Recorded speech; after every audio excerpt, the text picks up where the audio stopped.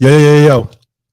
Back up in the building for another edition of the Harry's Drinking Again Pubcast. I'm your host, Harry Too Scary, aka Mr. Harris. And we are back up in the building for episode TNR 083.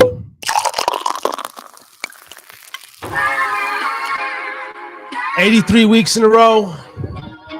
Still ain't missed a beat. One of the hardest working pubcasters in the business. The only pubcaster in the business.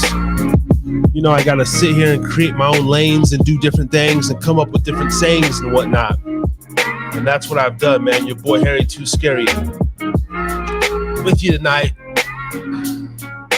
Brotha Ray will be with me later on in a few minutes. You know, he just pulled up. He's a little late to the studio, but not really, because I told him I was going to start my solo rant or whatever. But we're going to come through. It's going to be a light show tonight. I mean, we're going to get in. We're going to go in. But it's going to be about no more than 3 hours. I know we said that before. I know I said that before, but I really mean it. You know, we got a 3-hour show, plus a new clip editing software that I'm working with. Doesn't take videos longer than 3 hours. So 8 to 11, I think that's going to be kind of the new time slot. Unless things get crazy. You know, we're known for the 7 and 8 hour live stream fiascos, but it probably won't be happening tonight. If you did tune in last week, you know, was my come down, the Fear and Loathing Las Vegas episode. I was out there for 2.5 days, coming down off cocaine and everything. Last week was a very great show for me, though. It was very interpersonal. It was very therapeutic, you know, as we do here on Thursday nights. We get into our therapy. Shout out to the new subscribers. I think we're up to like 268, 269 now, you know, so we're trying to move and groove. Did a lot of networking this week. I'm going to talk about a couple of people, like stereotypes of people that I kind of worked with, rubbed elbows with. I'm definitely a people watcher, so I'm always looking and assessing people. And motherfuckers trip me out. We're going to get into some race tonight. We're going to talk race. Of course, when Brotha Ray comes on, it's always an interesting, you know, conversation. I'm also going to be playing a video from a video clip of Judge Joe Brown, and because that man's full of knowledge and wisdom, and me and Ray are going to do a review on what we listen to, and we'll probably sit and fire up. It's like a 9-minute clip. I'm going to play the whole thing and then put the links and stuff in the description. Hopefully don't get in trouble for that. Fair use, copyright disclaimer, YouTube. I didn't put it in there, but I'll probably put it back in the description afterwards. Harry's Drinking Again. That's right, I am. Always up on Gubba Rum. Salute to Gubba Rum, the official sponsor of Harry's Drinking Again Pubcast. Shout out to Steve, man. You're supposed to call me before the show, but perhaps I'll give you a call in the morning so we can discuss our next phase of the contract, man, going forward, man. Check out gubbarum.com. They have 2 rum varieties, a gold and a silver. The gold being, a vanilla rum infused with natural vanilla. And they got the Gubba Silver, natural coconut. And still working on a link code so we can get these bottles moved, man. We can give you a direct link to go buy them here soon. That is the next phase that we're working on. And then that way, my sales can be tallied. If anybody, you know, does buy a bottle using the link, then we'll start making some more bread off Gubba Rum and helping them move their product. I think I'm going to do some Gubba Silver with a little bit of lemonade. I also have a Corona. Went to Costco. I picked up the 24-pack of Coronas. I couldn't help it, you know? So I'm going to pour Little silver coconut, little coconut and some lemonade. Okay.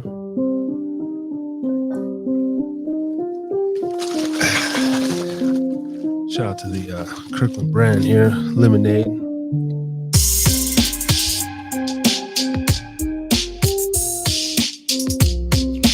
But yeah, man, Hida Pub is growing. Always grinding, always doing things in the back end. One thing about this pubcast, there's never a dull moment. Whether I'm working my regular job, whether I'm today I was getting down at Nissan, getting my car looked at and whatnot. Had a little muffler situation. I told you about my bumper. Kind of fell off a few weeks ago. And I'm in there promoting. I'm leaving business cards everywhere I go, conversing with people. And usually when they say, you know, what do you do for work? I just tell people I'm a podcaster now. And then I'll go in there, I do some bartending and shit on the side, but I got to get into the mode of like, because, you know, this is my business. I have the LLC and got to get more in, you know, it's so natural for us worker mentality. We're like, oh, so what do you do for a living? Oh, I work here and here. I work for Hida Media. I got my own company and, you know, we're trying to make a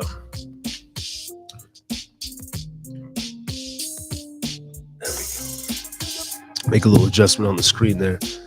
But yeah, always promoting everywhere I go and let people know like a job never defines me. You know, I've never ever felt like a job defined me. I've never found a serious line of work that I gave a damn about other than the bartending. Something I can just do, make pretty decent money doing it. But the vision for this one, it's opening up a little bit more. We're coming in on the fourth quarter. Almost it'll be what, 21 months been doing this almost. So as we close in on the 2-year mark, I do have one official announcement. I've been holding it back, but it's official like a whistle. If you follow me on Facebook under Harris Drinking or Instagram Harry Too Scary, you might have seen a clip. I don't think I put that actual clip out yet, but the show will be premiering live on WDJYFM.com. They are a radio station owned by Hype Media Global out of Atlanta, Georgia. And excuse me for the water heater in the back. Let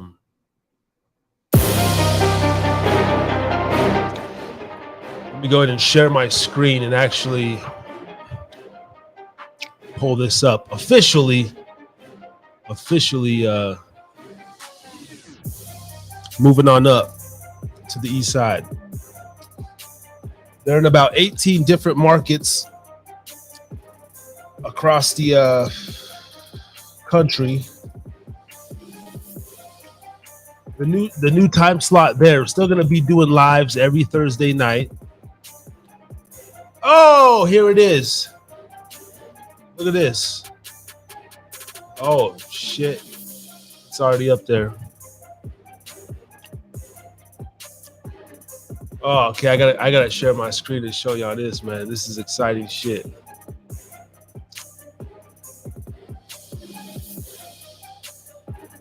Share screen.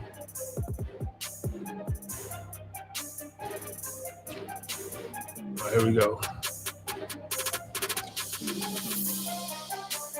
Tourette's is kicking in. I gotta get a sip. Hold on. Calm those nerves down. If you can see the screen now, WDJYFM.com. This Straight Talk Weekly. Apparently that's someone's show going on right now. You see right there, Harris is Drinking Again Pubcast. New time slot. We will be there every Saturday and Sunday, still at 8 p.m. Pacific, 11 p.m. Eastern. every Saturday and Sunday, Harris is Drinking Again Pubcast, live on the radio. And the deal I did with these people, if the numbers are good after 3 months, 90 days, then I'm going to send them video, and we'll be up on Roku, Fire Stick, whatever, Voodoo, all that weird shit. But yeah, man, Harris is Drinking Again Pubcast right there. You see it. Still got to subscribe on YouTube. And if you scroll down here, there's a lot of paranormal guys, but we are going to go, we're going to be airing right after Paranormal 411 every Saturday and Sunday. You see that right there. And Paranormal 411, they got a decent sized following, man. I've listened to their stuff a lot. Talk about the missing people in the wilderness and whatever. But Harris is Drinking Again. I have to get them to put that pubcast on the end right there. But you see it, man. East Coast, 11 p.m. to midnight. You can listen direct right here on WDJFY. Yes. And, this is some of the shows they got here. And they got my shit up on the front page. Thank you guys. Yes. But yeah, that's the new announcement. It is official. The first show launches September 3rd on my birthday, Sunday at 11 p.m. And I think me and brother, I'll probably invite Brotha Ray back to the Hida Pub, and we'll do a Sunday night off the cuff show live. We're gonna do like a listening party, and we're gonna listen to myself while I'm doing it. I know that's narcissistic as hell, but we want to get the word out there that the show is spreading. It's not just on YouTube and Twitch and Twitter and Podbean and Spotify and Amazon and everywhere else, but a legit radio station, and we definitely got some competition up here, but I am looking forward to being a part of this new project. It's our time slot, like I said, audio only, Saturday, Sunday. You can also listen directly on the website, and things of that nature. But I'm still undecided whether, it's mostly going to be all new content. That's what we're doing over here on the radio stuff. But there will probably be some older episodes that I clip up, mixed in, with. But I'm still undecided on what's going to officially be the first thing I'm going to send them, whether it'll be old or new. But check that out, man. Very exciting stuff. Hype Media Global. And we trying to take over the world. And after 6 months, there's going to be some sponsorship opportunities and bigger things coming our way. So definitely keep tapping in with the Hida Pub as we grow and expound in this pubcasting world.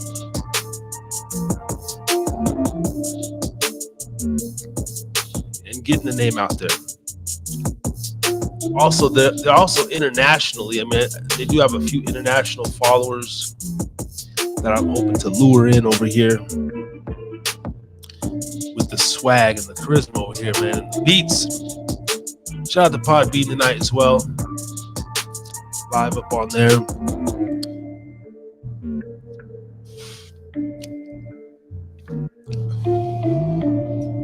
And also, you can go to bonfire.com and put this back up on the screen.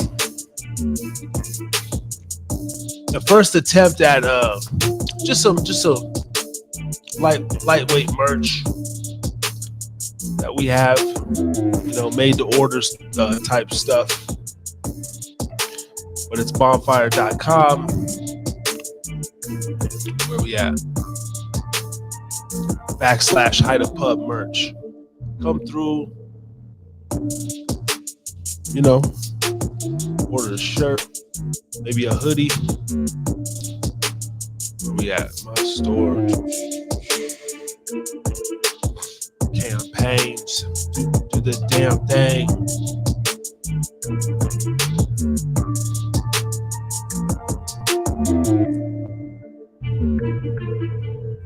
How do you get to the... How do I get to this shit? We'll figure that out later. But yeah, man. And if you've been any listener also, man, you know, the main theme over here is like growth and progression and real life fiascos. You get to grow with us over here. You get to grow with the host, go through trials and tribulations, and maybe even apply that into your own life. You know, we talk about them pitfalls, and then we get back up on our feet, and we drink in the moderation, and we, you know, sometimes we even overdo that, and I let y'all know, and I just keep it real personal. And tonight's gonna be no different. Got a couple other stories and different things I want, you know, scenarios I want to throw out there to the world. Because each and every week, a lot of the other podcasters and people that I follow and stay up to date with, you know, you take little bits of game from everybody, right? And you kind of put your own twist on things. What I've noticed is very few like transparent, real ass motherfuckers. A lot of real people, but some of them are very hesitant to go into like their very interpersonal life workings and then things of that nature. For me, I'm not. I want to wear my heart on my sleeve, so to speak, on this show.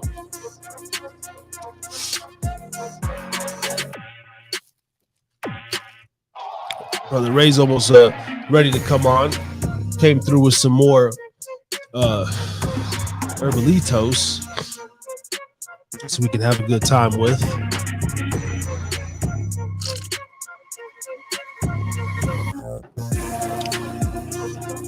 We have to address just some things that we see, you know, some things that me and him be looking at, and yeah, we're probably very like judgmental kind of, but we're gonna address maybe some characters. How do I say it? Character archetypes of people. For every race, there's like 5 characters of like people. We're all like these Matrix bots and shit. NPCs and you know, in video games. You know, you take your white guy, you know, there's that trucker hat, like, you know, beer belly, Carhartt like kind of guy, you know, redneck kind of guy. Then you got like your, you know, LA surfer bro kind of dude, and then you got like your really nerdy like gamer black people. And you got your, of course, just hood ass motherfucker, you know, they ain't shiny. And then you got your like more astute, you know, kind of fly brother, you know, keeps it really. And so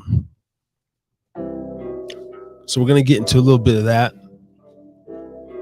And I want to say real quickly, like, let me before I bring Ray on and everything, I just was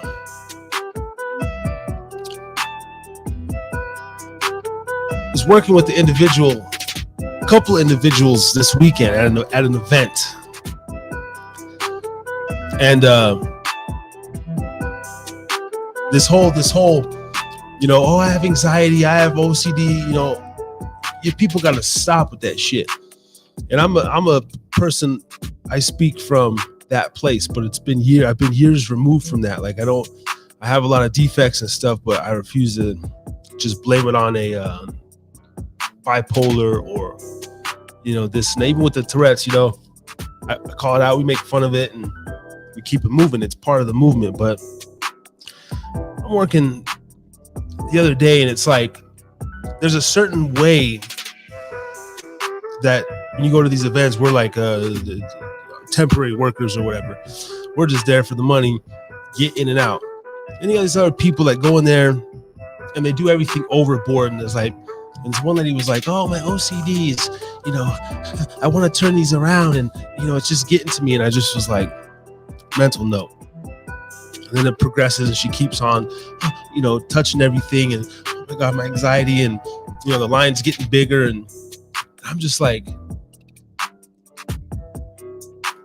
I'm just so glad I'm one of those people who can function like under the pressure, I guess, or I do get those feelings of anxiety at times, like, because the heart starts racing, and I get like, sometimes like when I'm going someplace, like sometimes when I'm gonna enter a building, like when I'm driving to a place, it could be a place of peace, it could be a place I've been to a lot of times, but sometimes I'll get nervous and my heart will start fluttering, and I'm like,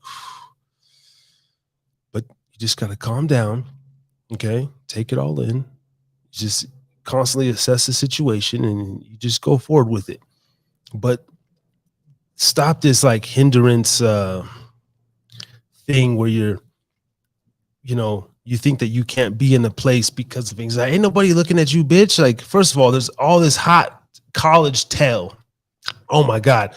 Look, whatever. I've been fucking my girl and jerking off like the last 4 days, doing them both because I just can't get enough nuts, because I've been looking at so much hot fucking pussy and ass walking around this UNR campus that I can't control myself. It is absurd. It is absurd. Like, I underestimated, just in my daily life, and I customers and going to the mall and going even the water park, but like I forgot how it is to be on a college campus. One, because I didn't have that college campus experience, but even like going to games and stuff when I was here in UNR and when I was in Utah, I never really walked around the campus, and I'm just fucking sitting there. And I'm like, bitch, ain't nobody looking at you with any fucking anxiety. So that was a small rant. Side rant is, how can you be a student in college these days or a professor when 35% of the girls are literally in fucking volleyball shorts, like underwear, like not even regular spandex shorts. Like, these bitches are wearing like volleyball shorts, cheeks hanging out, sports bras, just walk around campus like going to class and shit. I can be, oh my Lord. So, and the second thing was, this other lady was sitting there bitching about water because it was hot out. She apparently had drinking, opened her second bottle of water, and she made a joke like, oh, this is the most water I've drinking in 2 years. And I'm thinking, and of course I'm looking at and I'm seeing the pale flaky skin, and I'm like, it definitely looks like you don't drink water. I hate water. But I'm like, it's the mindset. Like, why are people like that? And if any of the listeners out there are like that, why are you like that? Like, I'm not the most healthiest nutritionist guy in the world either. I put a lot of poisons and bullshit in my body, but I've always been healthy in the sense, like my mind, the way I feel and float. Like, I still float, baby. You know what I mean? Even when I was a young kid, I was that fat kid. I was light on my feet, man. You don't want to see me in that post or even on that line. Oh, I had quick feet, quick hands, and so just like this mentality. And again, if I'm sick, I'm drinking shots of apple cider vinegar, wheatgrass. It's just like those little hangups always impress me with people. And again, it's something I constantly teach my son. Be like, bro, I don't give a shit if that shit's gross. Drink it. It's good for you. Who cares? Like, take the short term whatever over the long-term thing. Don't get it twisted. I'm sitting here drinking, but we're going to get plenty of water in and everything else that comes with it. So that's what that is, man. Brother Ray, if you're ready, you can start coming up in here. My man, thank you for waiting patiently in the sidelines there. You always are entertaining me, so I do not mind me. Yeah, let's let Brother Ray get up in the building. You see how we're doing it here in the Hida Pub? We just have an open thing. Who else could be hiding behind the curtain? Oh, it's like, what guests are they gonna bring out next? Headphones.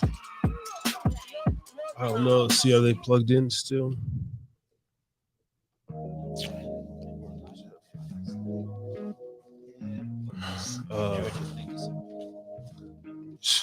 Yeah. But so those are some of the takeaways, like, and that's what keeps me even interested sometimes. It's like when I'm going to work and I'm pursuing this dream here, but I'm like, fuck, I gotta go get the money. I make it fun, and I'm like, okay, what character am I gonna run into today, and how am I gonna relay that into my own life, and I make it fun like that. And so those are just some of the insights of my brain, and maybe you do the same at your job, or maybe not. One of the all-time things that tripped me out years ago when I was working in Alaska, and literally like would be on like 16-hour shifts, 16 and a half hour shifts, 7 days a week. Like you just, as long as there's fish on board, you just go, you don't stop. And a lot of factory work and deck work and freezer hole work. And but we're standing there panning up the fish, and we'd be there for like literally 4 hours, and then you like do something else for 4 hours or whatever it is. Sometimes you'll be there for fucking 12, 16 hours just doing the same fucking thing. And because the first time I went out there, right, sobriety, like I didn't have nothing for 90 days, I was pretty clean. And I guess when you're so far removed from the world too, and you're literally surrounded by water, you're out there in fucking silence, no internet, no distraction, I would sometimes hallucinate at the job, like in the factory, or we would unload these, once the fish come out of the freezer, would crack the freezer, drop them down the chute, and we got into this rhythm, and it was so amazing because someone's dropping them, like someone's cracking them, boom, flipping them, and then another dude's busting them open, sending them down there. The guy in the bag, sending them down the chute. When it comes down the chute, you got one person like you're literally throwing them, and two people are just putting them on the pallets in fucking perfect precision. Like we were so fast at that shit. I'm talking about. And then as I got better, like the foreman and everything, that's when your thing starts to rise, and like similar to sports, like they want to see what you're made of. But there was this point where like we were so fucking in sync. I'm talking about your hands or anything can get smashed. You're throwing like 70, 80 pounds of frozen fish like at each other, and and then the same thing on the offload, like, and you just get into this rhythm. But anyway, there's sometimes I would hallucinate in my. Oh, you mean kind of like lost your thoughts right there? Like, that happens to me too. Like it was so. I'm just doing the job, but I found this thing. But the point was, one day I asked this other younger guy, "Hey man, what the fuck do you think about? Like what do you be thinking about when you're just like standing there, bro?" And he literally gave me this dead stare, and he was like, "Huh? Nothing." And I was like, what do you mean you think about nothing? He's like, he's like, nothing. Like, I'm like, wait. In the trip, I said, bro, hold the fuck on.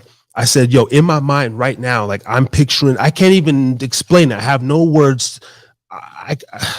Colors, shapes. I think of like a lot of like attacks. Hold on, let me get Brother Ray's thing here. I'll hold on to that. I don't know where to plug it.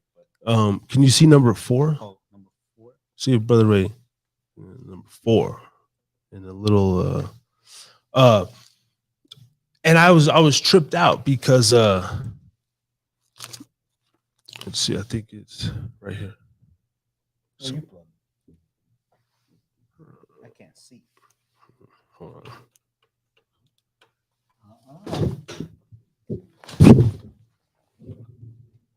Excuse us, sir. Excuse us, audience. Blind Brother Ray.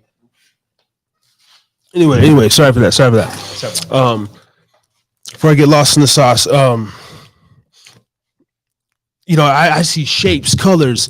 I was like imagining my life when I got off the boat. I was imagining my life before. I was going within. I was thinking about mistakes. I was thinking about the people that I missed. I was thinking about like mostly like future shit, like, all this crazy stuff. And then on top of that, just your fantasy shit. I'm thinking of like, I'm making up scenarios, I'm like, oh my God. Like you're in the middle of nowhere. Like different lives that I would live and fucking just crazy shit. And I still do that now. Like I have 3 different lives and they're kind of like, they start when I was about 17, 18 of, well, if I would have did this and but I've been molding them all and they all kind of still lead back to the same place. Isn't that amazing?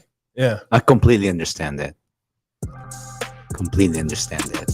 And that's how I got to make it fun. And he gave me this dead stare, but he was literally, and I'm like, wait a minute. So like, what do you like?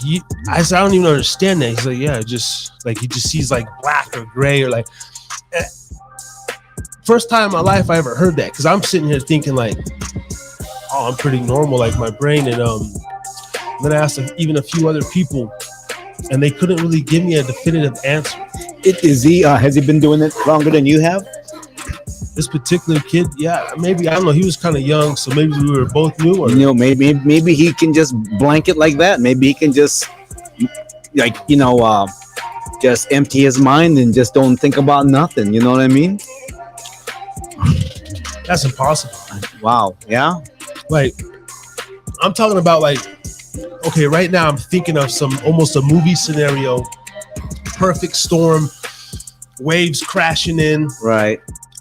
Now I'm thinking about us that get smoked, boom, and then like I constantly have people in my head. I can just sit here and come up with names of people, and I can remember myself in 2nd grade. Boom, I can think of myself. Oh, really? You can remember that far? Oh man, hell yeah! Like I got memories from when I was like 3 years old. Wow, I do, but not that clear. And there's like those ones, right? But then I could picture like shapes and colors and like, that's amazing. My mind's just all over the place. Like, that's amazing, dude. I don't know. Maybe that's a sign of genius. Because you're a creative. You know what I mean? I don't know. Yeah. Like, like people don't even understand that. Maybe it's my life. But like I think about people that don't even probably think about me like, or when you just think, I'm talking about like just almost every person I kind of grew up with and just have met throughout my trials. They always run through my head every day. That terminology overthinking. That because if you're that kind of person. You overthink it. I'm kind of like going, that's just how my mind works, man. I want to know how this stuff works. Because I'm not just gonna like, okay, I believe you.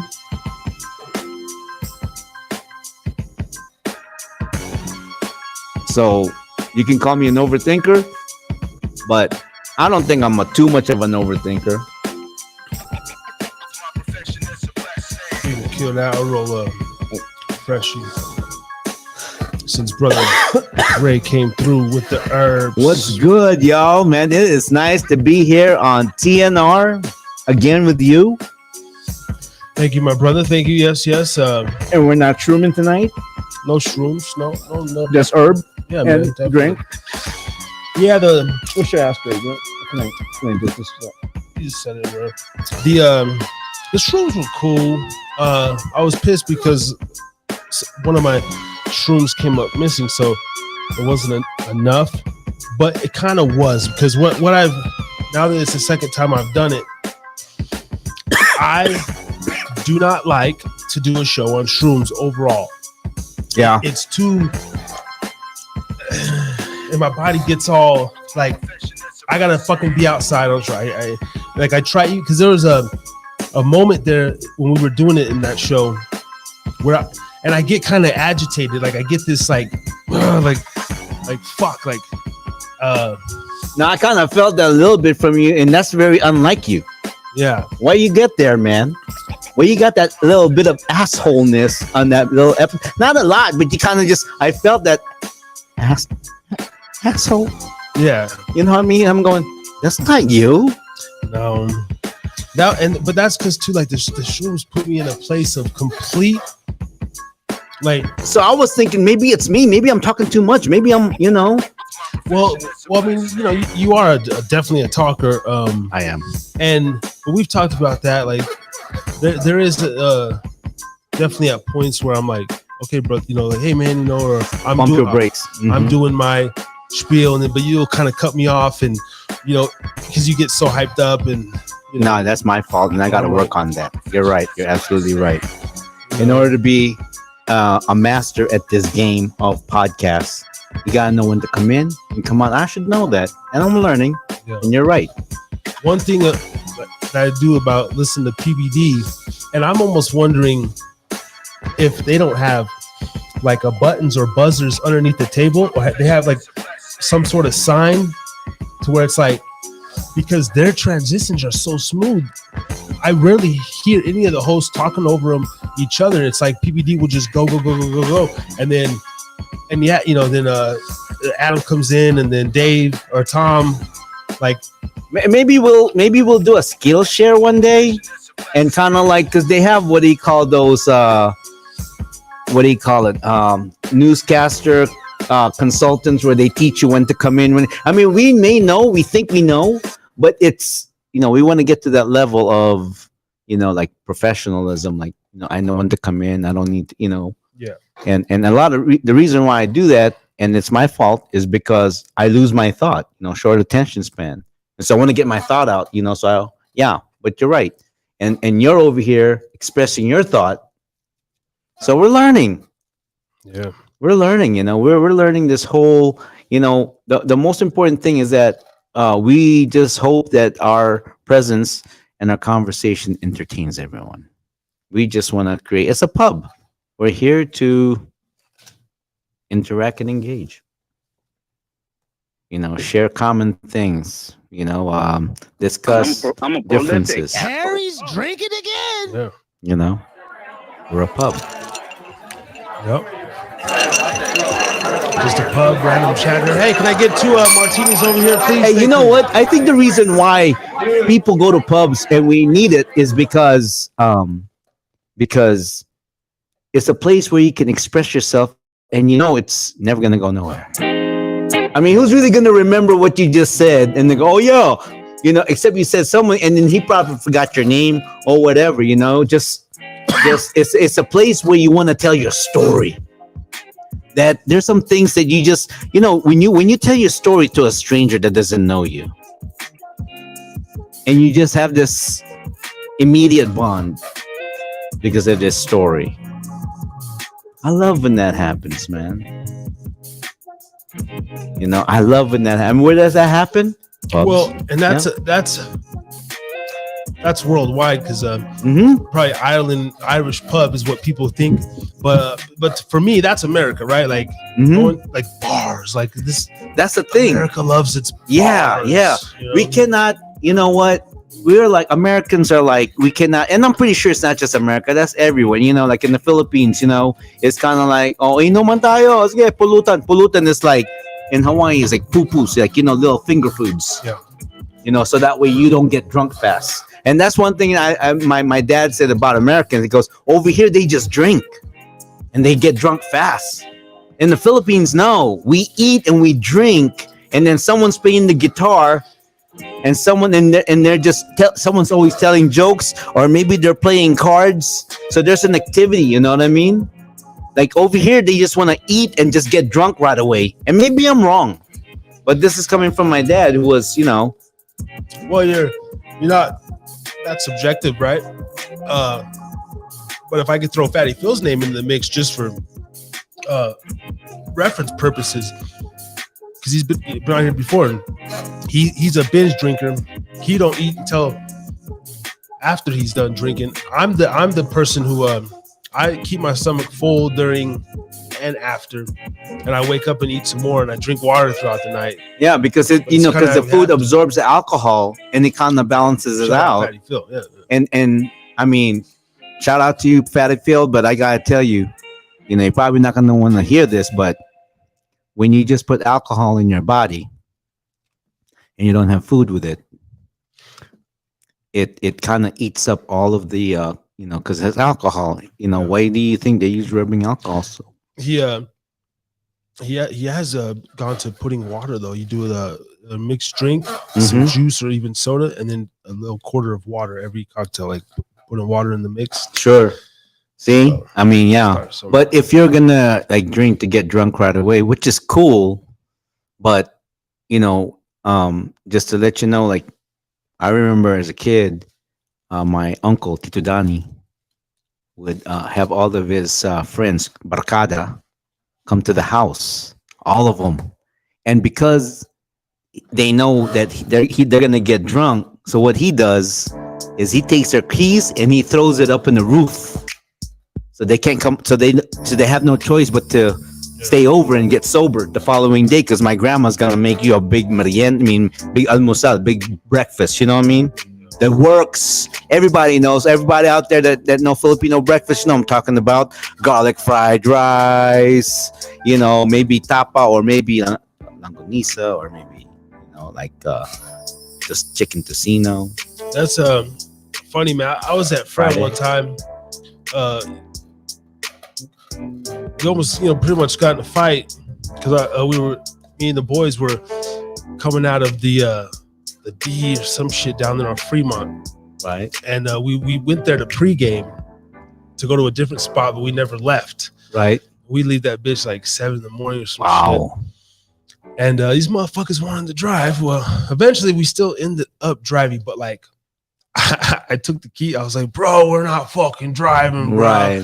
And I took the keys, and I remember tossing them. Like I fucking chucked them like a damn fucking. Damn, like just random anywhere. Look for your keys, motherfucker. Fucking Russell Wilson, fucking. And yo, what the fuck? And you stupid mother. We started fighting. The security came out, right?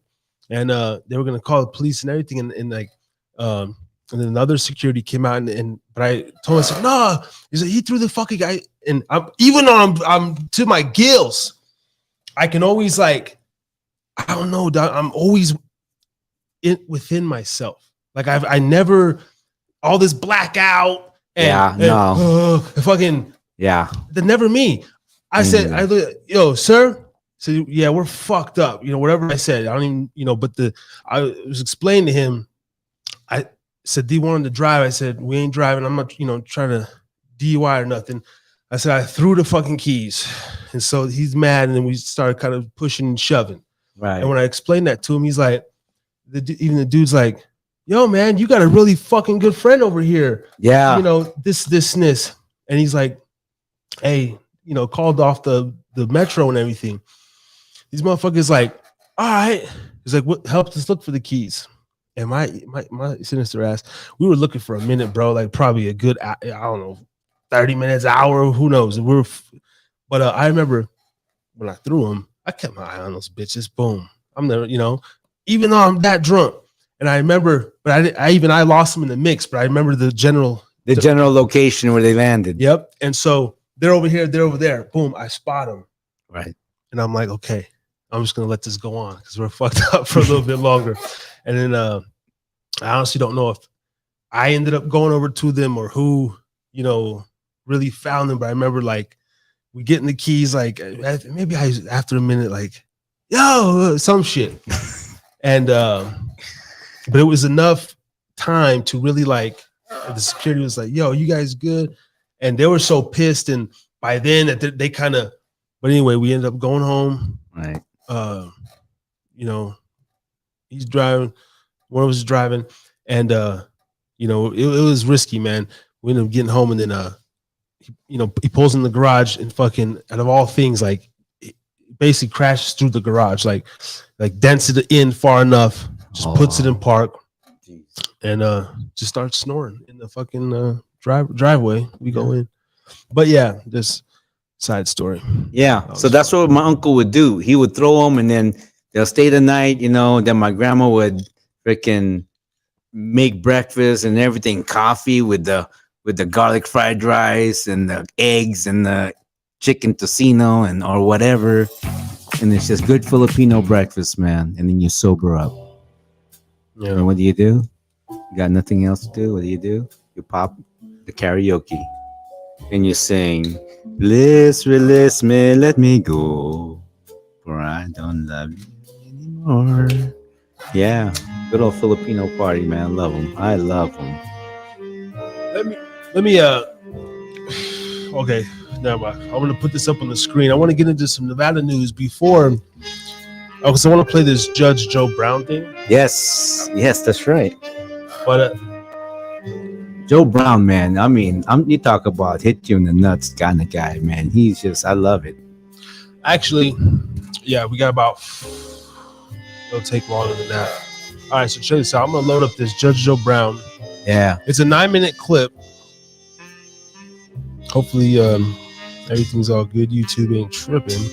I'm just gonna play it audio. Well, did you get it from YouTube? Yeah.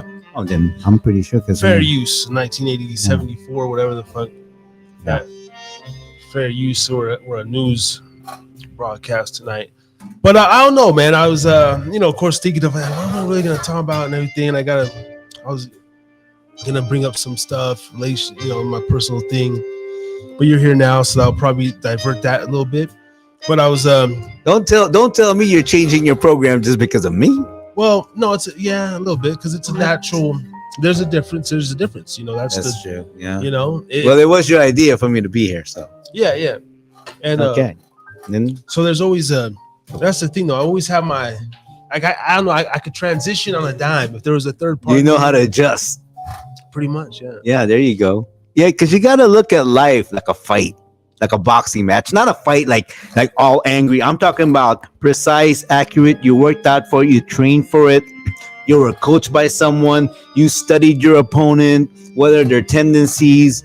You've even measured their endurance. During how are their endurance and all that stuff, and then you got to make an adjustment. That's how life is. It's really, that's why you got to stay in shape, because you're constantly dueling with life, whether that's your bills, whether that has to be your health or your relationship.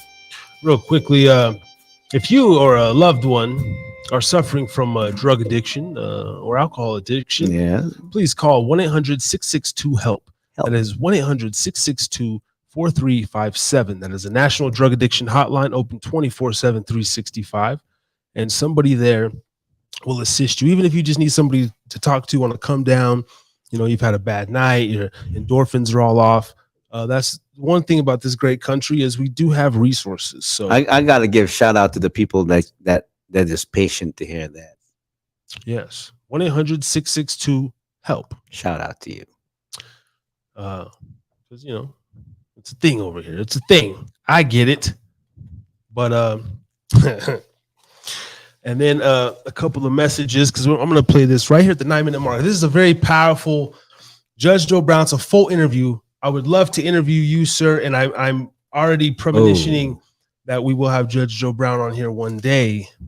But I truly believe we will. He's talking about some people and a certain group of people and the origins, the history. But there's a couple of key things, so maybe I'm just going to play it. Okay, and then the whole 9 minutes. I've seen a lot of Joe Brown clips, but I don't know if I even know this one right here, if I even remember, but I listened to about 33 clips out of this interview because they clip them up, like we all do.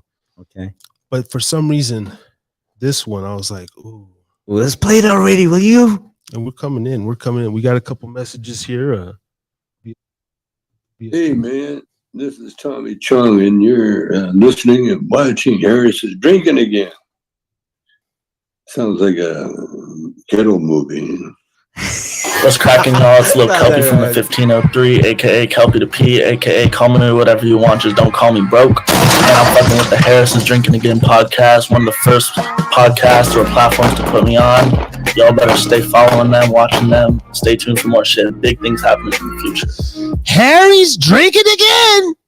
Yes, just a couple of messages. All right, here we go. Judge Joe Brown, Copyright Use Fair Disclaimer Act. 9-minute clip, and then me and Ray are gonna kind of do a review. Here we go.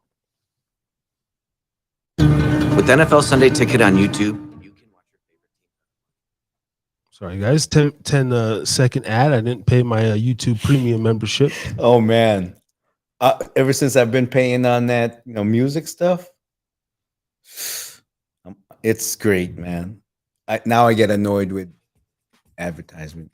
All right, here we go. And this is courtesy of I Never Knew TV. What are the origins of Jewish power where no one can say anything about them without having their career destroyed? In the Middle Ages, they made loans and they charged interest. Good Christians weren't supposed to charge interest because that's usury. They got into banking. They'd always been into banking because that's a Middle Eastern thing.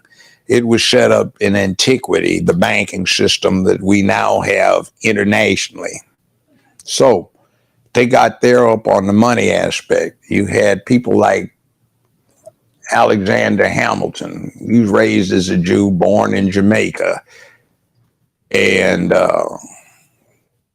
he was what he was, and there's always been influence, and there was always this thing in America about we have no official religion, and we cannot have religious test as the basis for anything that is done by our government. By the way, that's Article 6 of the Constitution. So we have an open playing field, and they also used us. That's what the NAACP was. Now, you'll hear various revisions on who founded the NAACP.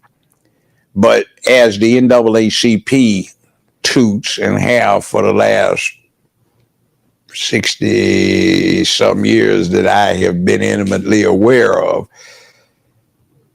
the purpose of the NAACP was this. Jewish folk were catching hell in America.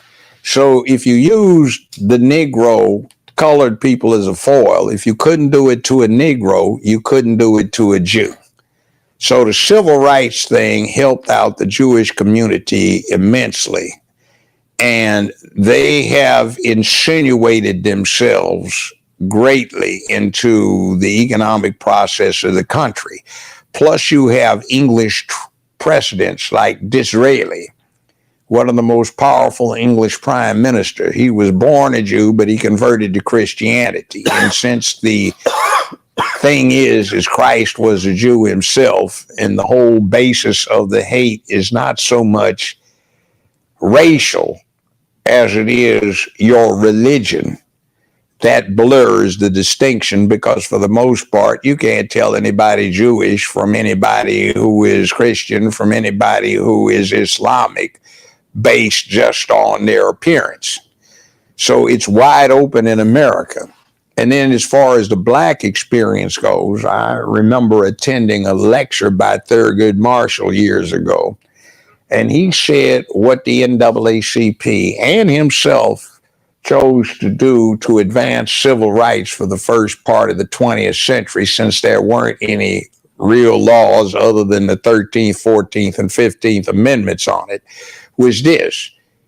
They went to the Society for Prevention of Cruelty to Animals laws that states had passed.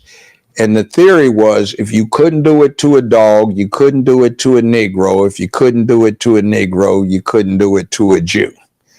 So a whole lot of people have benefited from us being the Miranda, so to speak, about what rights are. Miranda's not a nice guy. People don't like Negroes, but they appreciate what we have set up. And over 50 years, it has been repeated over and over You have to be fair and impartial. You can't be racist, even though somebody might be, but that's soaked into our national persona. So now some other groups take advantage of that and they say, well, we're just like black folk. No, you're not. We have the same cause as black folks. No, you don't. But everything that's been said in association with black folk has been helpful to your cause. And Jewish people and Negroes and colored folk and black folk and Afro-Americans have been hooked up a long time in terms of what they're doing. Hollywood, that so many of us ideate on, is a Jewish enclave. But that's what I'm trying to say. What is the origins of their power in Hollywood? Because the loans? Because they chose to get involved. Now, let me ask you this. How do gays take over the interior decorating field? I don't know. Is it a situation? All right. It's something that attracts certain people to certain things and they get involved. What do we ideate on? As black people? Yeah. Well, you talk to typical black male youth. What does he want to be? Sports, basketball. Yeah, football hey man, I player, play some basketball. Offered some kid a full scholarship to get an airline pilot's license, multiple instrument flying qualified, multiple engine instrument flying qualified, 6-figure income starting 22 years old with a major airline. He want to play basketball. He's 5'9" and he's 17. That's how we ideate. That's what deals with that thing, that your group ideates on certain things. You tend to gravitate there. What you want to be? Man, I'm in rapping, man. I want to be a rapper. I want to do rhymes, man. I want to play me some ball, man. Make me some money. And if somebody else is talking about, I want to do this, that's what they get into. See, and the Jewish community is not homogenous. And there's another thing. See, there are atheist Jews who don't believe in the religion, but they have the culture. There are some similarities. Your Jewish status is determined by your mother's status. Your status as a slave or not is determined by your mother's status. Jews have had a rough time in the world, but if you ever read the Old Testament and what happens after they have the Exodus from Egypt, a lot of what's in the Old Testament looks like they're doing ethnic cleansing to impose monotheism on the people they passed getting from Egypt back to the Promised Land. All kinds of things happen. And not saying it's appropriate, but there's a big mismatch right now in the whole world behind that. And people look for scapegoats. And the Jews became the scapegoats for Europe for a long time. And black folk are the scapegoats for America. You see, in any time you have a large population, you have a lot of undisplaced interpersonal hostility and aggression. People are mad at each other. But if you've got a scapegoat, they can displace all of that on, even if vicariously, then they tend not to be so angry. So America would be a fine place if it wasn't for them militant niggers that they have, like H-Rap something on others and Stokely whatchamacallit. Heard that a lot in the late 60s and early 70s. So it was a scapegoat thing. Love it or leave it. Them long-haired, commie sympathizing hippies. See, that was scapegoats. This was an excuse for why it didn't work for you. You see, so right now we serve that vital function. You see, every time somebody looks at somebody being hip-hop or thuggish, people get to worrying about it. Even black folks see other black folk walking down the street and they want to walk on the other side if they look too gangster or too thug. White folk can be real thugs, real organized crime figures, and they don't get worried about it. Even the black folk feel comfy.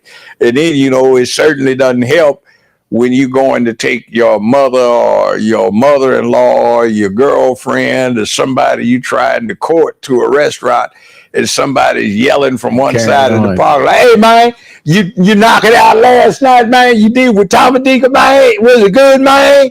Like, do you have to share? Really? Come on, tone it down.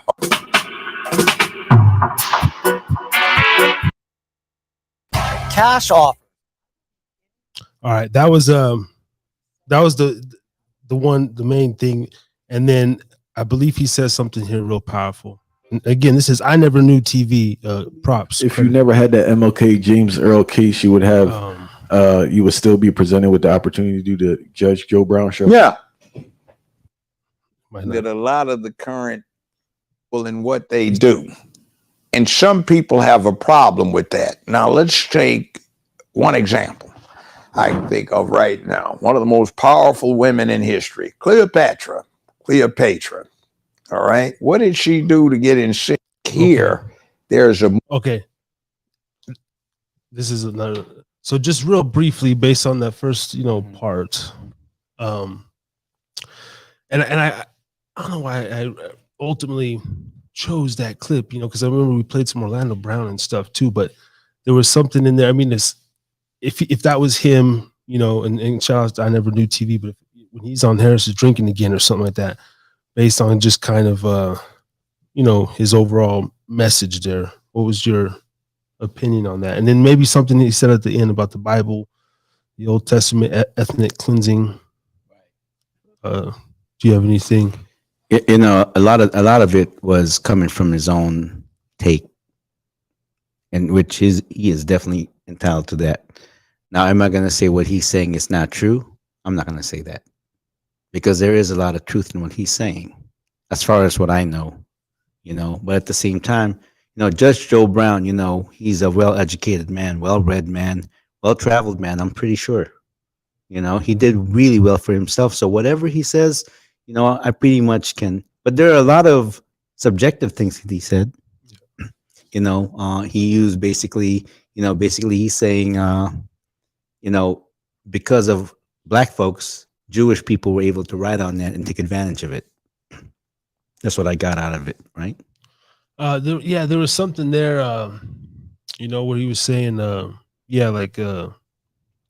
because they try to flip it, like the general perception is blacks don't, they haven't enough or haven't gotten their just due or reparations. But in other interviews I've heard him, that's true to some degree, but there's a lot there that we have already accomplished.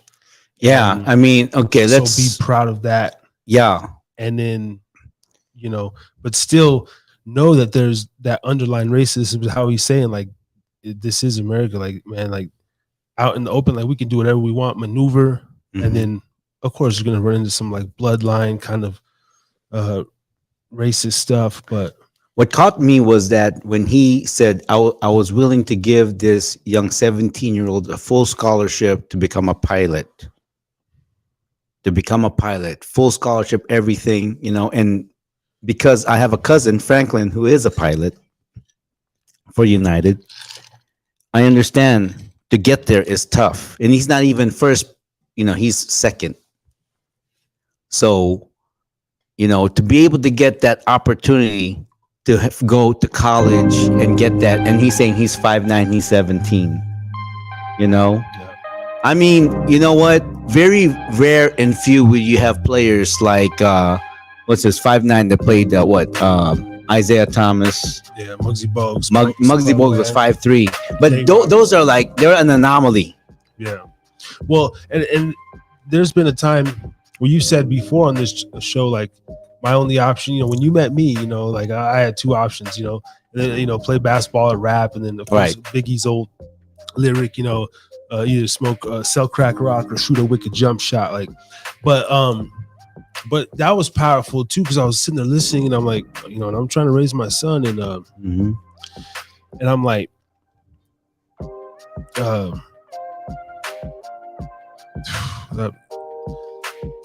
can I cut in a little bit while you're on your thought? Because you mentioned your son, right? And me having grown sons now, and how you're raising your son is no different than I raised mine. No difference, the same thing. But it's just the experience of, but see, now I got lost in thought because I got in a different yeah. What was that? Well, it was like hearing that is because too many of us, you know, the ideation of just what we see. I was a 90s kid, so you know, I was programmed with the stuff, and now, but for young Black and Latino men and white men too, but you know, mostly Black and Latino men, and I guess Filipino men. I didn't grow up with a lot of Filipinos. No, I you know, so I did. I don't include them a lot. Yeah, you don't. Yeah, you're not fair. You grew up mostly a lot of Hispanic, Latinos, Mexicans. Yeah. Yeah. So I don't include them a lot, but just urban men, how they like to say on TV. Yes. A lot of these urban young men. Yeah. Like there is other opportunities. Being a 35-year-old man, I've done a lot of jobs, but I don't have that skill set, right? I dropped out and I didn't take heed to a lot of the things that I was told, and you're gonna hear it too, and you're gonna of course make your things, but one of the responsibilities as of getting older, right, is to share a little, spit a little game. You know what I mean? Like, I mean, that's what you've been pretty much doing. If you were 30 when we met, that's the reason why this relationship is still continuing, because you know, because we are creative minds and we still like we relate to each other some way, somehow. But can you imagine if I was really some young guy, me and Don Beanie's Ownzilla, and like it was just he was just like a weird 38-year-old dude that like wore sweatpants and fucking just smoked weed. Like we just went over there to like was that who I was, really? No, I'm saying like if you were that guy, if you were just some 38-year-old, yeah, and we went over to your house and fucking play Call of Duty and yeah, okay, because maybe you what would be the reasoning, you know? So that's what I'm saying. Like there was some game. I would have been one spoiled guy with a family. That means my parents were supporting us in everything, and I'm over there still thinking I'm still, you know, I'm still 18 and I'm a dad. Yeah. Nah, hell no. I can't. I love responsibility. Let me close this Hida Pub window. A few of the moths and cats are coming in from this back alley. Yeah, I gotta go secure the premises. Okay. Yeah. So while you're doing that, Brother Ray G, I get the chance to rant. How's everyone? Yeah, it was nice for you folks to join us tonight here at Harris is Drinking Again. Brother Ray G is here as a guest with my true brother right here. You know, Harry Too Scary, aka Mr. Harris, on the show, popping off, just ranting, just thinking, just vibing. You know, we don't know what's gonna happen now. We got some certain topics that we can talk about. We're always gonna get into the inner thoughts. We're always gonna, like, you call it overthink. No, we're just, you know, it's a pub. It's a place where you express yourself. It's a place where you can communicate. And now back on the line. Back on the line, nothing crazy, man. Just the host. Close this. Harry Too Scary, aka Mr. Harris to you. Mr. Harris. And again, once again, Sunday, September 3rd. Going live on WDJY FM, the Harris is Drinking Again Pubcast. You know, new content as well. There will be some old probably to get me started, but this is a platform to where new content. I'm definitely gonna have some unreleased interviews, and you know, you can. So it's gonna be crazy, man. We're expanding. We're taking the leap, and we made it happen.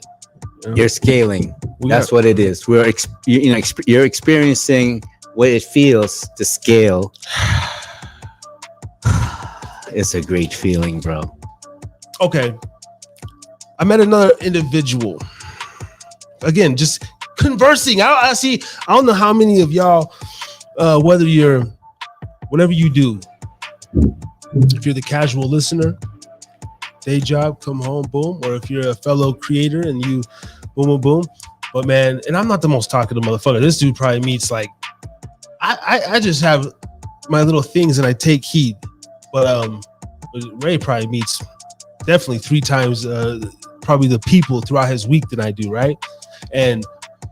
But another individual yesterday, just simple, hey man, you know, how you doing? What you doing?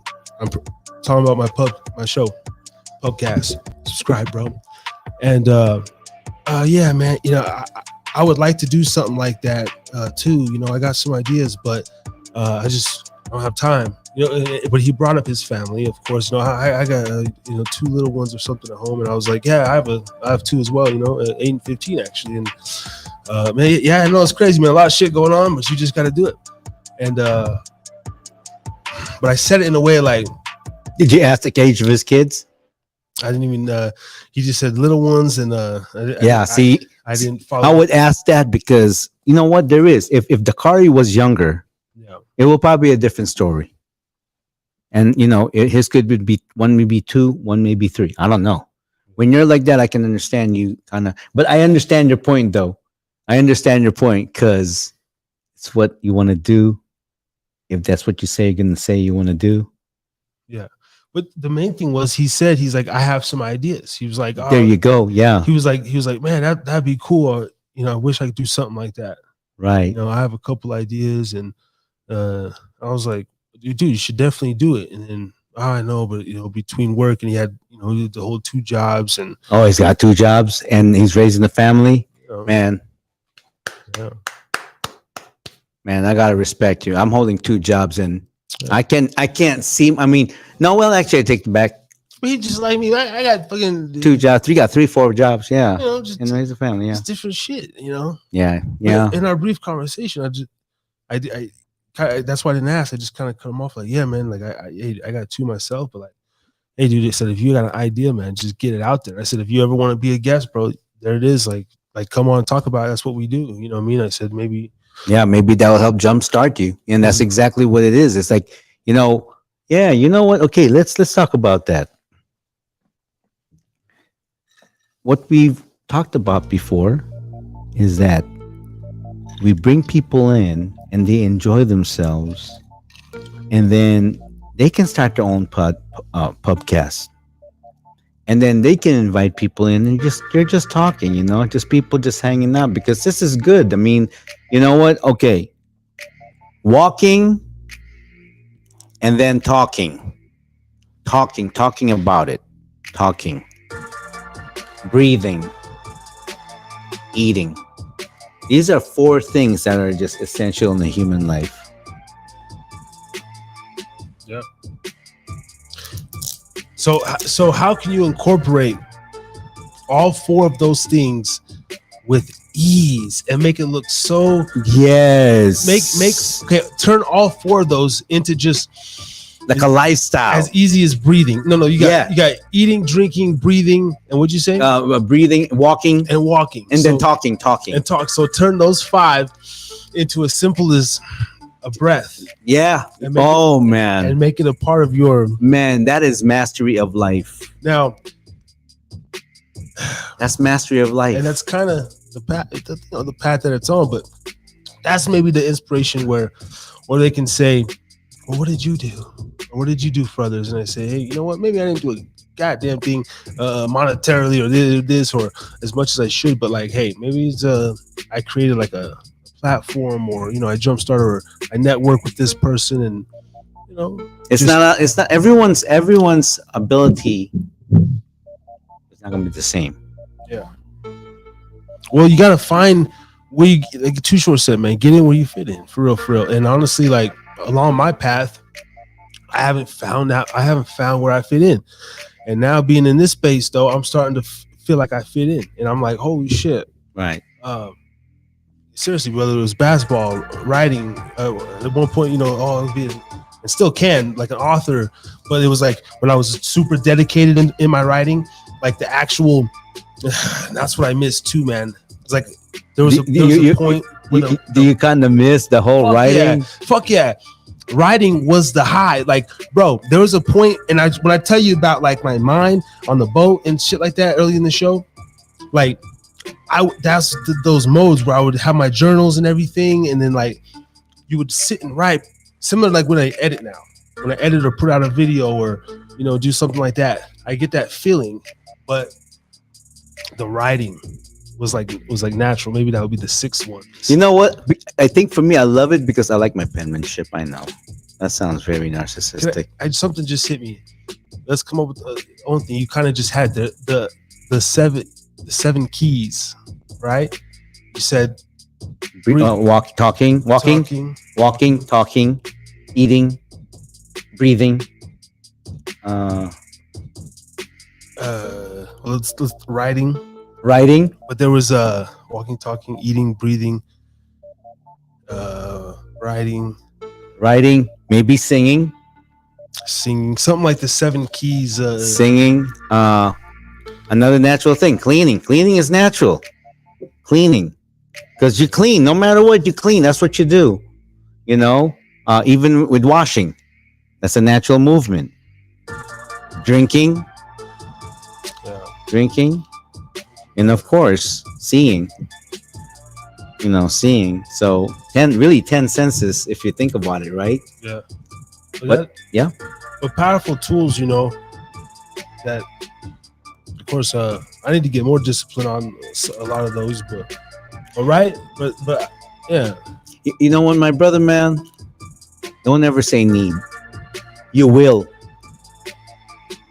because okay, when I say need, is it, I know where you're gonna go with this, but is it it's a want, it's a feeling inside for me to reach a certain level, like I must. Should I change it to I must?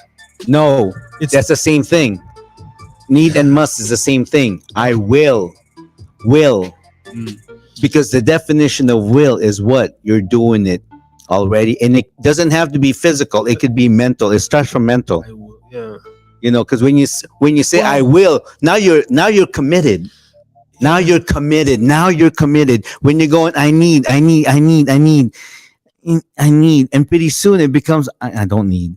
But if you go, I will, you're just gonna just hop to it. Yeah, I get it. The only thing with in my head, when I said I will do that, if I don't mean it at the time, like it's, and it doesn't have to be, and it doesn't have to be right now. Yeah, it will be. It's gonna happen on its right time. I just know a lot of Marlboro and Suave type people that say they go, I know, right? And they never do a goddamn thing, and they never do. Bullock bullshit. Yeah, Bullock bull move. Yeah, Bullock bull, man. I love that. That's my favorite. Yeah, man. Yeah, Bullock bull, because it makes so much sense, right? Hey, you know what? I'm Scoob is picking up. Okay, so in Tagalog, my kids know this, right? When someone is doing something, and they're doing it to show off. When they're doing it, you go nux. It's kind of like whoa, It's like nux. You go nux, and now me and Scooby saying that nux. Like we're walking down the marina, and someone's on a skateboard, and this dude tried to be like, because now the marina for some reason around 7:30, 8:30, man, it's the mostest. It's the mostest with the It's the mostest. That's a great time to walk, because at the Sparks Marina, y'all, get your walking. 1.8 miles. He gets the mostest around 7:30, 8:30, around there. So that's where I do my walking. Yeah. Perhaps maybe after this, like the last time after our 4-hour gig, we went for a walk at the marina. Yeah. That was great, man. It helped calm down the shrooms. Yeah. So, anyways, the I will and I need. I just want to clarify. That's up to you, but I stopped saying I need. Yeah. I will. Shout out to Eddie Miles 33 up on Podbean. Eddie Miles. Thanks for tapping in. So, new listener up here in the Hida Pub. Hope you're enjoying the content, my brother. Are we on Podbean tonight? Yeah, man. Everywhere. Wow, Spotify. Good job.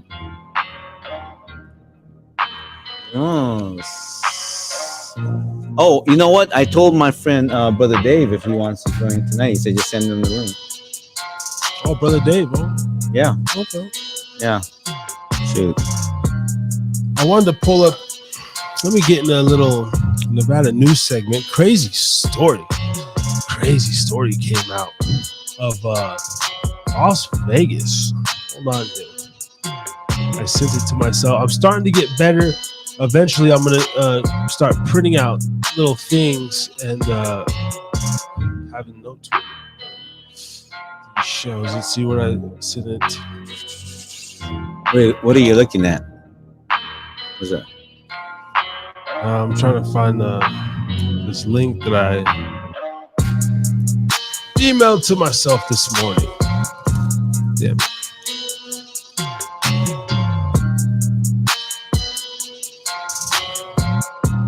I emailed it.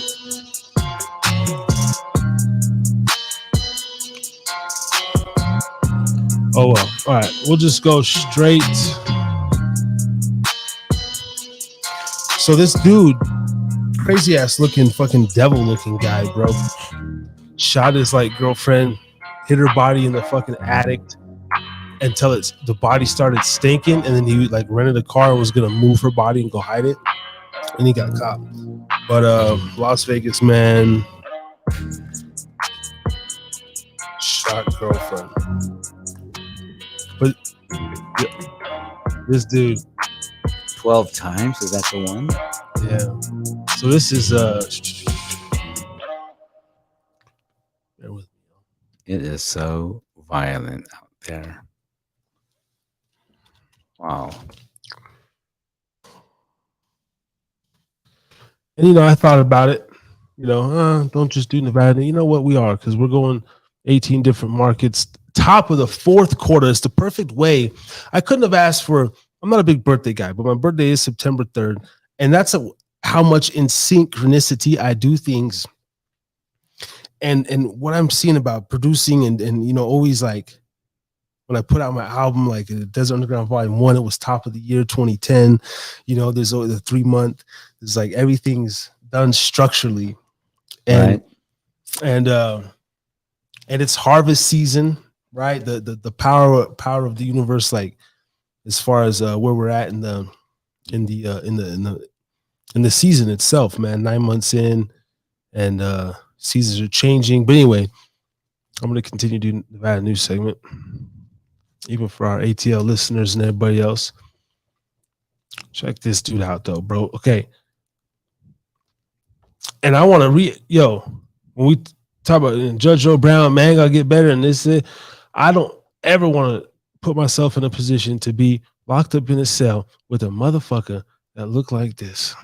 Damn. Look at this guy right here. He just looked like he's hating life. I just don't like. Are those tattoos? These are tattoos. He has horns tattooed in his head, as well as I thought he was wearing real glasses. There are glasses tattooed in his face. Wow. The whole bottom half of his face is literally tattooed, besides his lips, his neck. But he has some weird Baphomet hordes. Anyway, in the hold on. It's time for Nevada news.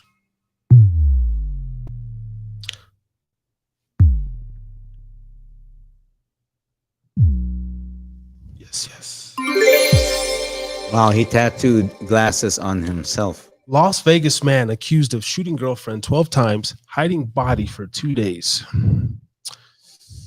8 News Now by Stephanie Overton. Las Vegas man is accused of shooting and killing his girlfriend and hiding her body in his home for 2 days.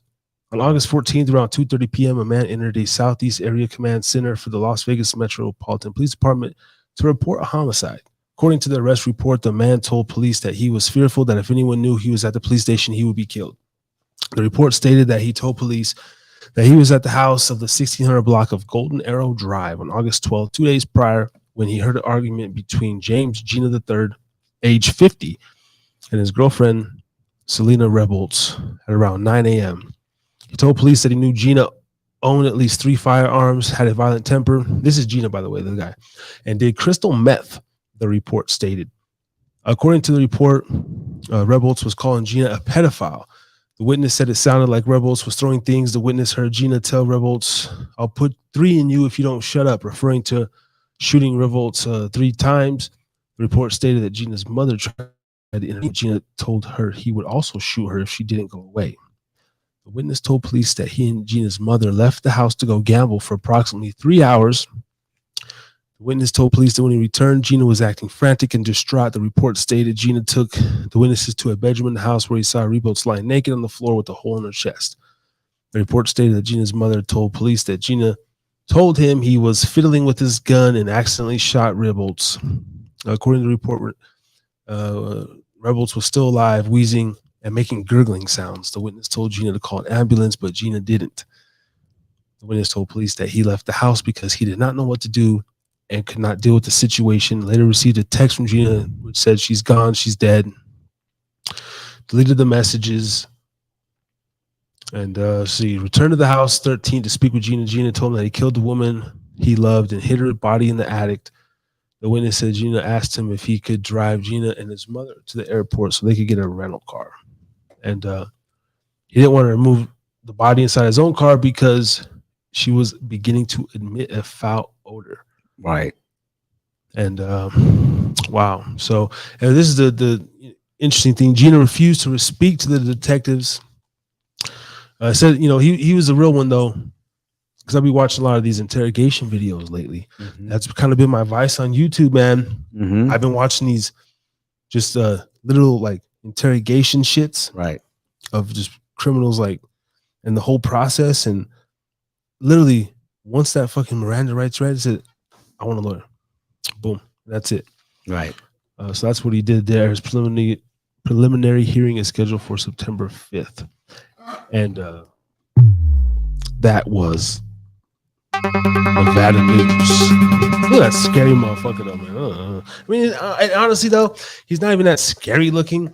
Like when you, like, I don't know, when you, he kind of has friendly eyes if you think about it. Yeah, like when you really look at him, like it's kind of like, and I don't know if that's where I'm getting aging and progressing as a man. It's because like, dude, you're a man, I'm a man. You spoke about that. We were talking about that privately though. You don't have any tattoos in your body. How does that make you feel when you see? Because I've talked about getting the 2 that I have removed because there's, I don't know, there's nothing wrong with them, but sometimes I just look at them and I'm like, that was then. Like, I don't know, I don't really feel the same. But yeah, the horns and everything. But it's like I definitely see some mental issues, but it's like there's like an insecurity there. There's a obviously. There's a like, bro. Obviously, I mean that's like you're definitely gonna someone who just doesn't like themselves. I'm not gonna go to sleep. No crazy shit. Fucking. I mean, the tattoo is like touching. That must have hurt, like right there on the edge of your lips, and he has thin ass lips, and all the way from the chin, and he has thin lips. And that area right there, that must hurt, dude. On his face, and then the 2 horns on his head. Like, what is he trying to really? Is he trying to really like? Oh, look at me, I'm an evil guy. Yeah, man, that meth, and obviously he's done time before. Different things. Like I get it and everything, but yeah, no, that's yeah. It's definitely he's confused. It's really but yeah, like yeah.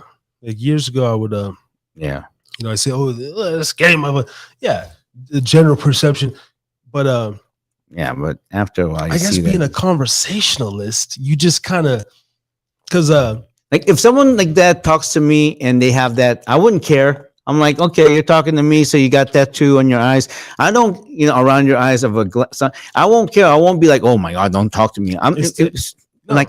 No big deal. I won't even because I'll be looking at your eyes. It's the energy too, in the energy, like 5 seconds. Like so if his shit was off and everything, I'll just say, hey man, whatever. Or if it was just, oh yeah, sir, the aisle 13, you can get the. So just want to go back to that question. I don't have any tattoos, right? Yeah. Okay, so I don't have any tattoos, and because of all the walking and workout and diet, whatever you call it, at 56 years old, I kind of checked myself out, and I've never been in the best shape of my life. Like, I'm cut, and I don't lift weights or nothing like that. And I'm like, and I'm just, wow, I haven't, like, my waistline is 30. Like, when was the last time, And I'm feeling young. I'm feeling young. I get compliments like, you lost weight, you're looking young, whatever. It feels good. And I recommend it for everyone. Please, it's definitely worth it. So going back to, not having any tattoos, I want to tell you, thank you, Jesus, that I didn't. Because our bodies was, if you take care of your body, your temple, your body is beautiful. You're beautiful. We are all beautiful. So when you are not who you are, then that think of it as a layer of costume. You're trying to, like, and that's weight. Because when you become overweight, your natural beautiful feature goes away. Your face gets all puffy, and all you have are like, and it's not good. And the thing is that a lot of people go, oh, because your mentality is, I gotta lose it now so I can look good tomorrow. No, it does not work like that. Slowly make it a lifestyle. So to answer that question, yes, There's a sense of purity or something, right? Like you must it's have. especially when I sweat and I'm sorry, I'm really just talking. I'm not comfortable. It's just I'm amazed myself. It's like, and I got tan, and then so when I'm wet, it's like it glistens, and then I have no tattoo, and you gotta understand, my skin is not the best. I got really sensitive. I don't have a lot of body hair, so whatever touches my skin, it will just tear it or something like that. So I got to keep it super lubed up all the time, and yeah, and Yeah. feels Well, good, man. It's yeah. like, wow. No, it's interesting, I don't know. Tattoos are, I've never really been into them, but the ones I did get meant something. I mean, that's what they all say. Like, they meant something for the time. Like when the desert sickness and the weed plant. Because I was literally sitting there, like, in the Nevada with some, it's my home. Born. Since we're talking about tattoos, I mean, can we get to the offensive side? Of tattoos. Yeah, like, there's some people that shouldn't get tattoos. My girl has a shitload of tattoos, and she's actually wants to get my name tattooed on her. And there's like a thing in me that's like, yeah, like I'll get my name, like it's. But there's also a thing that why? Because I would probably feel that way, like somewhere. She's like, yeah, like I'm like somewhere, provocative, or revealing, or just kind of or private, right, or something like that. But yeah, like an ego, just like a thing. Sure. Yeah. A couple names tattooed on you, Right. It's like a dominant thing, maybe. I don't know. Yeah. But what were you gonna say? Before I cut you off there, the fucking we were talking about tattoos, and you're gonna say so can we talk about like intimate, like some people that shouldn't have tattoos? Oh, the offensive. Yeah, the offensive. Like, yeah, like those fat wobbly like tattoos. If you have cankles and you know who you are, yeah, okay. Don't get a tattoo on your ankle, please, because it's not cute. It's not cute. I'll be the first one to tell you. Cankles, no, don't do it. But that's the only thing I don't like about sometimes when I'm judging like tattoos, right? Is they're so cliche. Like they're so, when you see the butterfly or and like, and for some reason a lot of the girls, they got this thing on their wrist, like it's like a wrist tattoo, and it's like, but they all got the same sign, or they have a dolphin. What about the Chinese writing or something like that they have on or maybe even like what do you call it, a biblical verse, and I've seen a lot of men, especially like from the Pacific Northwest, or out here in the desert region, that have like a mountain, mountain range, or like an eagle tattooed on them or something, and then you have the typical depending on the ethnicity of the person, like culture of tattoos. I mean, you got the the Hawaiian or Samoan guy that has his tribal, got the tapas and everything. The tribal. I mean, I got nothing against it, and you have it. I'm indifferent with it. Whatever. That's your prerogative. That's your business. I'm not gonna whatever. But to answer that question, as for myself, I'm glad I never got tattoos, because I always envision myself to be where I am today. That's crazy. Really. I envision, of course, I was younger and everything, but now that I'm 56, where I was telling my friend Dave, we're at that age now where a lot of guys my age are dying or getting really sick or going down the tube, that hole, whatever. What's crazy is like, well, yeah, a lot of It's a very sensitive age. A lot of but even nowadays, right? Mm-hmm. Younger, these people my age and these 18-year-old, 21-year-olds dropping like Yeah, don't give up, man. It's gonna pass. You know, no matter how bad it is, don't overreact. It's gonna pass. Trust me, it's gonna pass. What about, say, like, I don't know. I'm sure, just people in general that you see throughout your daily, like, been like hanging on to hip hop. Yeah. Let me just give a scenario. Mm-hmm. What was that? Sagging pants. Yeah, but where was I? I was the Western Village or something over here. Mm-hmm. And I'm in line, and you see a lot. But like, I'm just in line and I just see some dude barreling through the casino, and it's hot.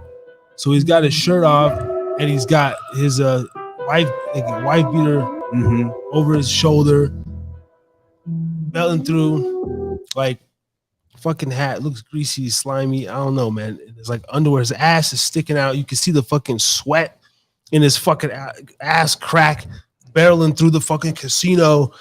And sometimes I'm like, people trip out when they get mad at, say, when they have activity, like when they police or something. Oh, they're out. No. You cause attention to yourself, motherfucker. Exactly. No, yeah, 100%. If you're just loose with it, like, even my ass, I'm like, yo, if I want some action, I'm gonna go probably holler at this dude. He just don't give a fuck right here. He, just that image or something. Or if I'm working like security or loss prevention at that bitch, I'm gonna be like, hey, you see that dude barreling through the fucking casino?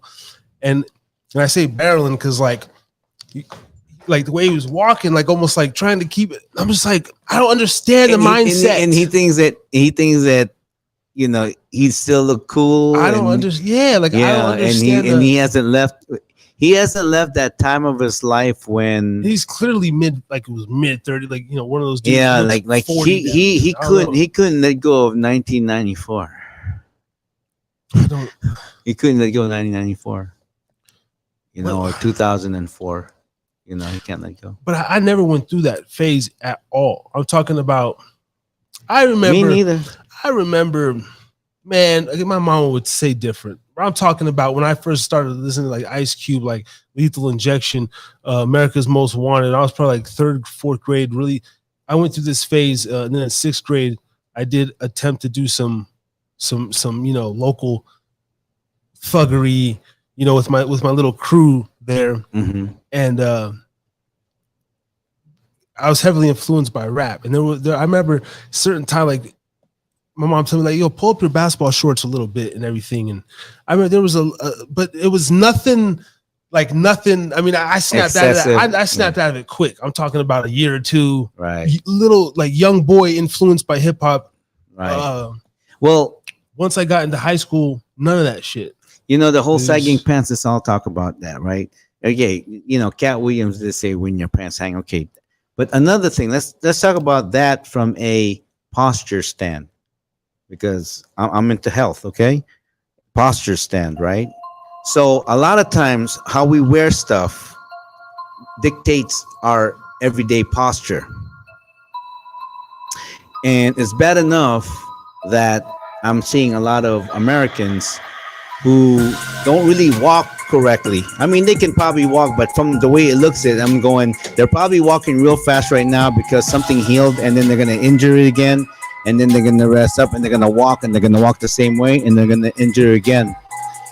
Heel to ball. A lot of people, and you got to be in rhythm, especially white folks. They're like in the rush all the time. Relax. You're not in the rush for nothing. Your heart rate, my heart rate, your heart rate will get there, bro. Pump your brakes.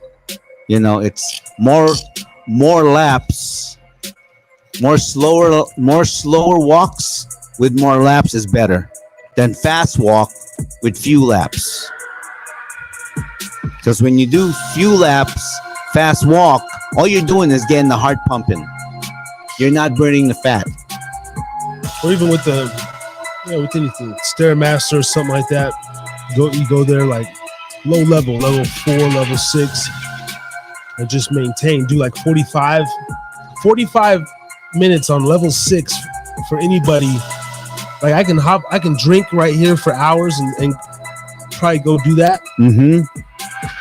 I'm gonna be winded and shit. But like that's something I can that's like my general fitness level, you know what I mean? Like this, I don't know, man. We can drink, we can do all these things, but maintain, man. Like there's one thing too, like that's why I may or may not be good for Hollywood, because on my own accords and my own thoughts, if you need water or anything, man, you can help yourself. You know? Yeah. I can you can take me to the party, offer me all the pleasures and little party favors. I'll take on my will. Like I'm so paranoid. Like I already know not to drink open stuff, this and this. Like I'm gonna see other people. Like someone offer me something. Hey man, go ahead, dude. Okay, I'm always like, so they wouldn't be able to get me easy. But then at the other side too, they wouldn't be able to get me easy because like that's how people want to get you out of your element. Or maybe if they see like Brotha Ray's like a strong figure, they're gonna try to lure me to those parties. Like, hey, don't bring Brotha Ray, or they're gonna try to separate us along the course and everything. And then boom, over here, right? But there cannot be none of those crazy stories like, oh, Harry blacked out and fucking did this and that. Because I don't know, man. Even on all my substances, shrooms, hard drugs, the drinking, weed, right. Like I've just always maintained this. There's this line I have inside of myself. You see, you're one of the, like, I would say, rarity to be able to do that. I'm sure there's a lot of people that can do. I'm not saying I can't go there. Yeah, you can't go there, but human. You know your limits. Know them very well, man. Unfortunately, there's some people that don't know their limits when they're sober. I know my limits, and then when they really get that alcohol crossed up across their lips, they lose it. And I know a lot of guys like that. That's the bad thing. And you know what I'm talking about. I know. Yeah, I grew up all around them, raised like, and maybe that's why too, because I just seen so much loose. Yeah. Cannons and so much things that's why I keep a tight grip on myself. Yeah, and my that's why I know you do what you do, but you're not one of them, and that's why I have pretty great patience, like really overall. Yeah, your demeanor is just phenomenal. I mean, I'm impatient when I want a little something, like things, like we all are, like, but generally, like with the public or with we're gonna go grab another drink and agua. He's on the agua. I'm over here on the Gubba rum and the Corona. But even generally, like in public and everything, I might have that look on my face. I might be standing there, but it's all about what you really say. And like, yeah, body language means a lot too, but I'm always that guy, and then I always come through. How you doing? It's amazing how many cashiers or tellers or different people are like, hey, thanks for waiting. Or if I hit a bar and I see the bartender's busy, and I don't know, there's an energy I give off, and they come up, hey man, thanks for being so patient. What can I get for you? Oh man, thank you, man. Boom. Real simple. And you just gotta go with the flow. You can never, yeah, there's no crazy. I've been, that's why I don't do the liquor extensively, because I've been there. I've been there like hurling and damn near, liquor poison and everything. And just, it's horrific. It's horrific, and I don't like it. If we were the same age, let's say, we're both 35, turning to 36. I would hang out with a guy like you because you're controlled. And I remember going back in the years. Shout out to you, Jeremiah and Malik. Navarro Gilbert. Your dad, Bill, was like that. Bill Gilbert was like that. He was that guy that he can drink, but he knows when to control it. I never seen Bill ever, and we would dance and have a good time. We eat drinks, and he's totally cool, just like what you're saying you are. Yeah, I respect that, dude. Yeah. I really really respect that, because, yeah. Hey, it's not that I'm telling you to stop drinking, you're gonna tell yourself that.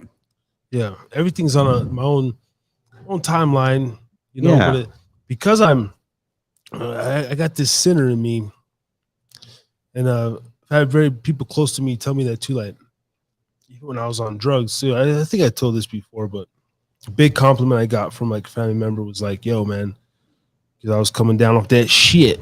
Yeah. But they were still like, and they had a bad experience from their family member, Mhm. and it was just like, man, like damn, D, like, even on that shit, man, like you're always you, brother. Like I could trust you in my home, around my, like you're just always the same D. Like you know what I mean? Like you're just fucking cool, and not to, like glutton all my in that, but just kind of speaking on my character on the substances, whatever I choose, like that's why I did the show last week, on the come down and just kind of really explored, and then we're back again, and we speak about it, and you see the everything full circle, man.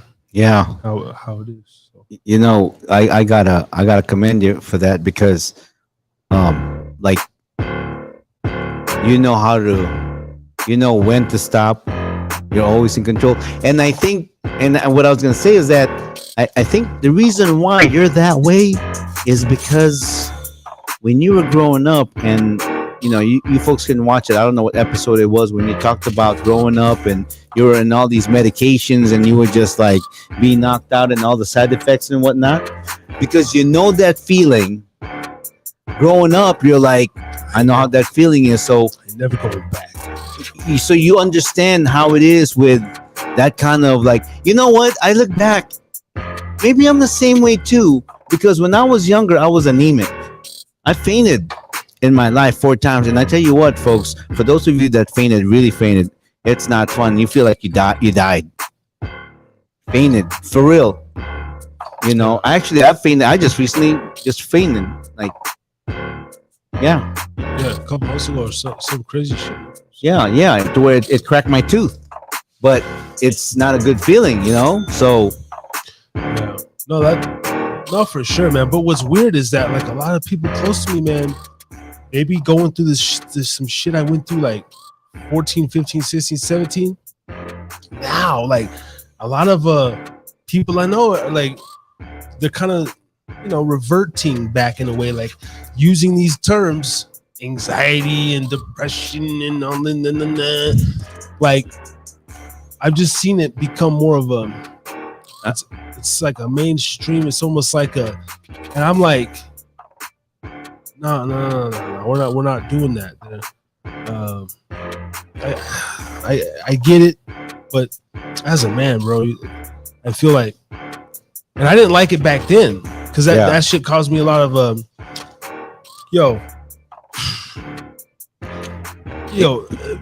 one time I was walking through the lunchroom cafeteria, like 7th grade, went over. I'm talking about crippling anxiety to where like the voices like literally like wow, in fear, heart pumping, afraid to walk across the cafeteria.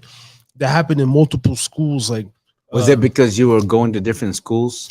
I don't know, man. Probably because that's always culture shock after culture shock, and for a young kid, you're always thinking. I get you. And then still always having that mind. Like I was still, as much as I think now, how I just explained on the boat. I mean, that's when I was a kid sitting there. I'm just constantly thinking like, and putting scenarios together around me, and then thinking of like.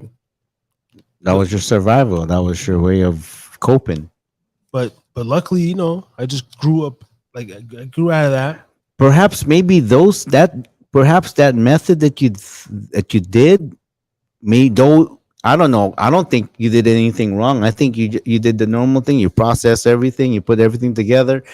I think the fact that you were like going through some mental whatsoever, and you're able to kind of wrestle it to your favor. To some people, I think because it's of how you believe, it really boils down to that, But of course, and maybe too because let's talk about my upbringing just a little bit more. Yeah, I had a loving Caucasian mother. Sure. Shout out to her. But like, A mom is a mom. but Mom is mom. but I really didn't have like a lot of Awesome, young men, a literal support system like to go home to, as far as usually she'd go to work in like 7 to 3, so I might have a couple hours with her at night, hour in the morning a lot of times. But like when I'm feeling these feelings, and then I go home to the dips, to my little pods or whatever scenario, apartment complex, like bro, my house was like the crash pad. So like everyone's coming through. I'm out till whenever. I'm doing shrooms at 12. I'm doing I took my first hit of the meth at 12, and did different in other words, you had friends. Definitely friends, but the just being so open, and like influenced to the the world. Yeah. You experience. You know what? I can relate. It's the same thing with me too. You and your friends walk really far. You like, well, wow, we've never been. It's kind of like the Hobbits. We escaped the Shire. Where are we now? Yeah, I was a kid. That was an adventure, man. Around 8, 9 years old. I love that. I grew up like that too. That's how kids should grow up. And okay, why? It seems like peers of my peers, like peers that I know, we grew up all like that, but now they're letting these things hinder them when we should be moving past them, getting better, and just using them as like little thought crutches. Like, very good. Like I think about the past a lot, but I don't dwell on it. It's just like it's almost like a boing, I'll think of a thought and boing, and then like a video game, it'll bounce me back to the present or the future a couple steps. Boing. But isn't it funny how you look back at the past and how they did right and wrong, and you know what it is? It's the social media that expose you every minute of I'll give you an example. You're into the crime scene right now. How did they this and that detective stuff? I went through that too. Little interrogation. I mean, my favorite movies back in the 90s in college and then young is mystery movies. Yeah. Like Sherlock Holmes type shit. No. I'm talking about like mystery, like Silence of the Lamb. Okay. Yeah, like those kind of movies. Like you got to figure them out, So I love those, and then the whole, So I there was a point where I was also interested in those too, But my values raising my kids was still like, hey man, I'm not gonna not look after them. I was a very, very watchful dad, just like you are. But at the same time, I also give them a certain freedom to take, to basically, okay, you're on your own. Okay, I'm not watching you, so you got to be responsible. I also gave them that room. I didn't like, oh my God, this and that, and super protective, because that's gonna cause your child to be afraid of everything, But all I can say is that my kids were all born 3 years apart, and I can tell the two older ones compared to the youngest one, their whole thought process is a little different. That's the interesting thing about it. Yeah, I'm gonna bring up some company here. I'm gonna put a little backdrop. Yeah, of this lady at the bar. I'm not gonna spend too much time finding the picture, but I was just sitting there like, wait a minute, a few people up here. Let me throw on a nice lady at a bar setting here. So far in the show, so we're closing in here on the 2-hour mark of the Hida Pub. Thank you for being with us. Thursday night rants, aka therapy night rants. The more like the main title is now Therapy Night Rants. If you go to Spotify, it's there. Everything's the Therapy Night, TNR. But you know how we do over here, man. But go to Spotify, man. The Hida Pub. Yes. That is the almost rebranding, man, of the Harris is Drinking Again podcast. if you decide to go to the gym and you just want to hear something, two guys just ran off and everything, just being stupid, being funny, being real, and if our language kind of offends you, we apologize.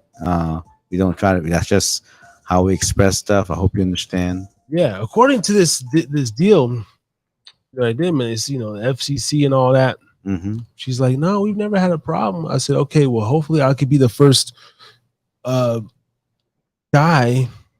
that brings, oh, you guys are too much on the show. I mean, you know what? I think even our natural the way we talk, we don't cuss a lot, which is good. We don't cuss a lot. And to me, that's another thing. Okay, now that we're talking about tattoos, that's another thing I want to say. If you're talking and you have a curse word after every sentence, check yourself, especially if you're in your 40s, please. And it's time to get a self-image check. Really. I mean, and the thing is that nobody. And the thing is that yeah, check yourself, and because you're gonna have to check yourself some way somehow, so might as well make it now. Yeah, check your motherfucking self, man. Yeah, and there's nothing wrong with that. You know what I mean? It's good. It's very healthy. I'm gonna change my banner here. Give me 1 second. And also, even your attire, man. Take a quick image mirror look, and you go, man. What I'm wearing right now, is it what I was wearing back in high school? Because this is what made my wife thought I was cute, and so I stuck with it. Real talk. Bring some. Yeah, because continue there was on, ladies. Continue on. Because they were like stuck with the that was the era of their highlight of their attractiveness. Okay. There's gonna come a time where that was cute at that age. But when you get a little older, body formation becomes a little different because just like women, men, we change too. Our structure change and everything, whatnot. And we don't look as cute anymore as what we were used to wearing before. So yeah. So if you want to learn how to, kind of like know how to put clothes together, yeah, I'm going to be talking about that. That's going to be part of that's why I haven't been doing Talk These Shoot, because I've been kind of, in my notes and everything, kind of reprogramming whatnot. I want to put fashion for men, because I like to dress up. Like Andre, I like doing that kind of stuff, man. Putting clothes together. Oh, I just had it, you fucking mother. Yeah, man. We talked about it this week and stuff. It just depends when you're ready to. Here we go. Konnichiwa, bitches. There you go. Asian women, man. I'm not trying to. I mean, all women are beautiful, man, but they're so cute, man. Go ahead and shake those drinks up, ladies. I will take a Hendrix slightly dirty martini up. And my brother Ray here will have the Sazerac. Thank you very much. Man. Yeah, did I tell you about? I talk about my plan to go back to the Philippines, not go back to live. I mean, to visit. Yeah. We always talk about it, brother. Man, I'm looking forward to that. Going back to my motherland in the Philippines, Manila. Yeah, and yeah. Yeah, man. International. Yep. So international. Mm-hmm. Yeah, man. So anyway, let's see. We covered Nevada news. We did a nice segment. We got the Joe Brown out the way. Just a little thing. I don't know. We talked about the Jews and shit. I was in the shower and shit. That shit hit me this morning. I was like, I'm just gonna play this. We're gonna have a little explanation on it. Hopefully, and just a man's perspective, but it was also a little bit of premonitioning and foreshadowing different things that I want to do on the show and conversations I want to bring up. And then me and Ray doing the beats and everything. So what's Is that next? beat time? Is it the beat time? Is that time when you put on the beat and Just we officially past the 2-hour mark of the show. Then I think it's that time where you just improvise. If you weren't here in the beginning, as much as I love doing them, the shows, most of them will be under the 3-hour mark. So about 8 p.m. to 11 going forward, you know, as much I'm going to hit the off button no matter what. I know I've said it 45 times before, but it'll be right. And upon viewer demand, yeah, as it grows, man, I would love people. Nah, man, come back, do a part 2. Hell, okay, I'll do it the 3 hour, and then come back, do another hour or 2. I would love that sort of engagement one day, man. But we just continue to press on. Me and my brother Ray here, man. So, where do we want to go next? I mean, you know, just kind of we did the whole week, man, a little bit posture, get your ass up. Where's the did we talk about the job thing? Work? Yeah, I brought that up before you got on. Certain Karens and Marlboro and Suave mentality.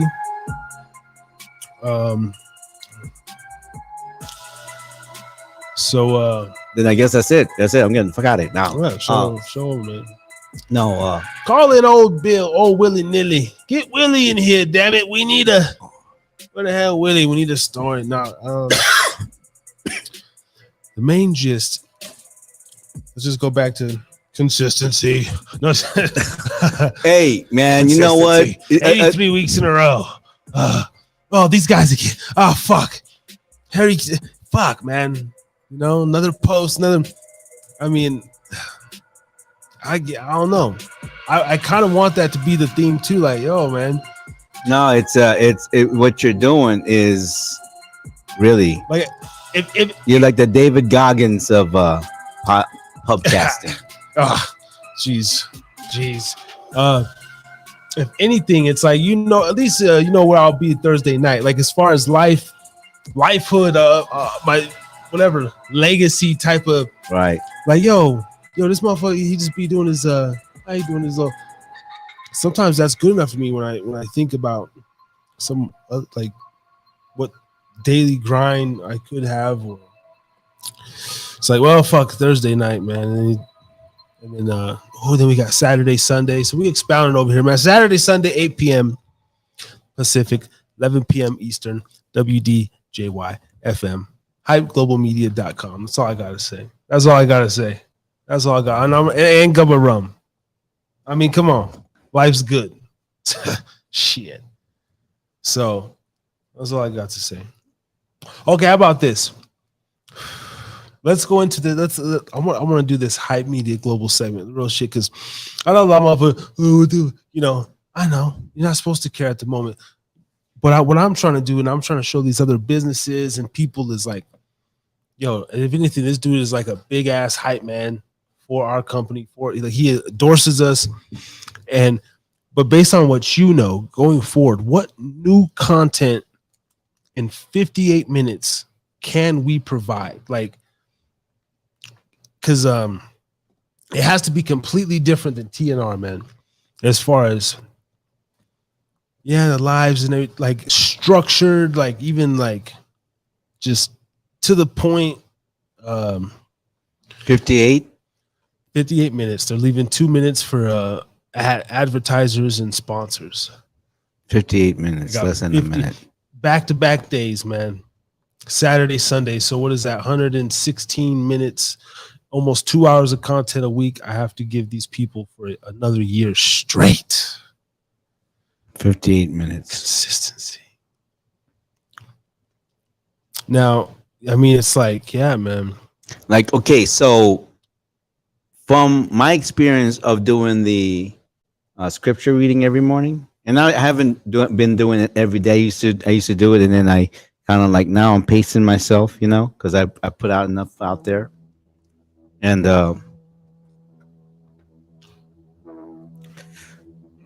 That right there is like, because that's 60 seconds. It's a long time. Yeah, man. It's like a whole new, and that's what I'm excited for, man. I signed up for it, you know, and it's like, yeah, I gotta provide 116 minutes a week. 464 minutes a month. Oh, I'm good. Damn, I'm good on basic math. 464 extra minutes a month I have to put into this pubcast. So the easiest way I can think of is to do a kind of like a mini story. Okay. That's leading into something. So that way every single time they're like for 58 seconds, you know, oh, the next one, what's the next one? What's the next one? You know, it's going to be like every single part is going to be what's going to happen. What if? Let that mind work, brother. I love it. I know you're thinking. I love it. See, I don't have to think. I just let him think. I just throw the idea, crutch, what God gave me. Here you go, Ray. Somebody else will paint it for you. I'm thinking of I'm thinking of a 52. No, that's actually 100, and that's another 104. 52 weeks, two a week. So, you know, in conjunction with the current 104 we're on. Okay, so, or even on Saturday could be the story. Okay, like a brother. This is our movie. We always talk about doing a movie. That's what we're gonna basically do. We could do literally a movie, like a movie, like in 1 minute clips. Well, in 1 hour time slot, right? In an hour time slot, but then you figure. Oh wait, you said 58 seconds or 58 minutes? Minutes. Oh, 58 minutes. Oh, so you got an hour. Yeah. Oh my gosh. Okay, I thought. Okay. What the? That's what I said. Okay. 58 an minutes hour. Saturday, 58 minutes Sunday, 460 times. Oh, definitely. 4 minute. That is. I mean, you know what? We can have each episode. Oh, I'm thinking like a Last Dance, 52 part fucking series. Hey, you know what? Hey, wait. I got an idea too. Okay, check this out. Hear me out. How about maybe we go to TMCC or anywhere? We bring it out there. We'll let Janess, you know, with all of her, because that's what's gonna get her back again. I know, Janess, you're holding out on me, baby. Okay, but you know what? Brother Ray loves you, man. Yeah. Shout out to Keros up in the building. Hello. I'm slow to the chat on Podbean. My apologies. I'll be over here. Janess Carter on the YouTube mostly. And shout out to KirkleyHennessy.com. Okay. You affiliated with some Hennessy, man? Harris is Drinking Again Pubcast, man. Definitely send me a bottle of Hennessy, even though I'll definitely promote that shit. I'll be the biggest Henny drinker if they pay in that. Salute. Now, anyway, sorry. I had to acknowledge these people. I got some messages. You don't pay attention to Podbean. Over here on Podbean, we got people on Podbean. We got people on Podbean. They get mad. You just listen. Hello, Podbean. You just focus listeners on the YouTube. Yes, people. I'm sorry. Harris is Drinking Again. Brother Ray G, coming at you. What's going on here? Talking about a tattoo. What? Feeling it. What about this? Let's see. Ladies facing the street corner. Yeah. Feeling good. I'm not ready to bust a flow yet, but I should. I could do it anytime, just on top of my mind. Yes, I'm feeling fine. Hairy, too scary. I'm not ready to settle down and get married, even though I'm living the life like I am. I could be scared. I do not care. Sometimes I wake up, I go to an interview and don't do my hair. That's what makes it scary. You never know what you're going to get. Late night, and I'm falling off of it, but I'll still bust on a dime. Even in front of some people, it don't even matter. Yeah, we gotta get out, man. Gotta get out and hit just scene. Hey man, I gotta get my license, and when I get my license, Nevada insurance commercial license. Everybody pay, everybody. I'm gonna get my license. I'm gonna sell you life insurance, health, and even auto, casualty, property for your business and your family. Brotha Ray G. Just in case you have a tragedy. Have Or a your catastrophe. life insurance with annuity, make your life secure. You better leave it. All I got is matches over here tonight. Hey, you know what? I got a lighter in the car, dude. Hold on, dude. Open the man. I'm gonna go get my lighter, dude. You use a bottle of matches, man. You use matches after you take the number 2. I got my lighter. Well, it's whatever. I mean, we only got one more Okay. thing anyway. I got a torch. I got a big ass torch too, man. Oh, shit, there's a lighter right there. Actually, it fell. Look at that shit. I've been looking for this lighter.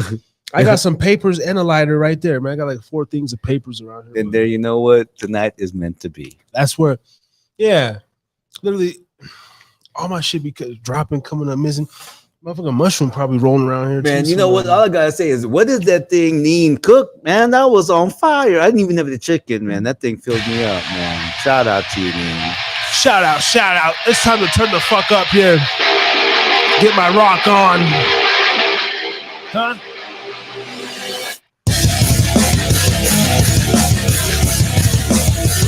At the Hida Pub.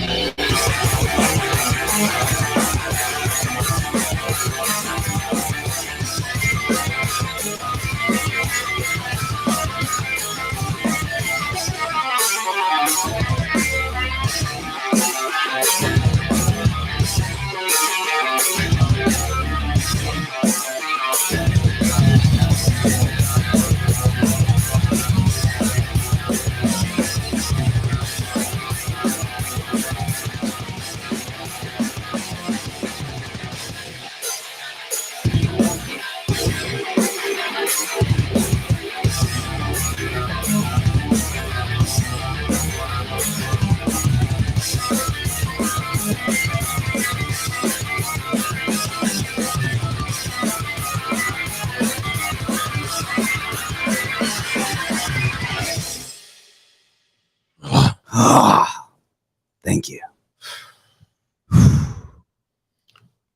Little release. I didn't walk tonight, so I needed that. Absolutely, man. You know what's crazy is though, like, because I don't like a lot of that music either, but I love when it comes to like Caucasian like music, like pretty much white people music, like white boy music, Hate Breed, Disturbed, Godsmack. Like I like that fucking hard death metal fucking shit like that, like fucking raw. They're funky, dude. Like, cause especially when you're like working out or like you're running, it's just like even playing the drums, man. That's a good ass cardio workout, man. Holy shit. No, music really drives you, man. You know, but nowadays with my age and whatnot, I kind of like, you know, hip hop, lo-fi, more instrumentals. Like I really don't really listen to words no more. Yeah, that's right. But it's all to the good, man. You know, it's a beautiful thing about music, and I'm definitely bipolar with the music. Like in a 60-minute span, I mean, I can go from this to you know the rock shit to the Pink Floyd. I got my set of country songs. I got my set of gangster rap, and then I got my, you know, I can hit. Give me 60 minutes, I'll take you up and down, up and down. I mean, it's interesting with music. Like, I'm gonna say that you know, I'm not gonna say that. Oh, I hate country, because more beats of there's some country music that's just, you know, lyrically, it was sang, and I love it. You know, like when Dolly Parton sang, you know, I will always love you. I love that version, man. Dolly Parton's version. As much as I love Whitney Houston, but when Dolly Parton sang it, that was her song. And she sang it the way she felt like when she wrote it. And that's what makes music so appealing to me. It hits your emotions deep inside. Can't even imagine. I just want to type in rock dark real quick just to see what kind of dark shit. Enjoy the ride.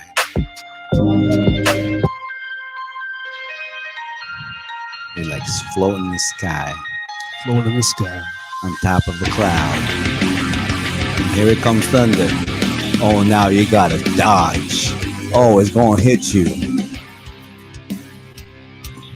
Let's go. Mine. Let's go. It's mine. Let's do this. This is my shit right here. Yep. It's my prerogative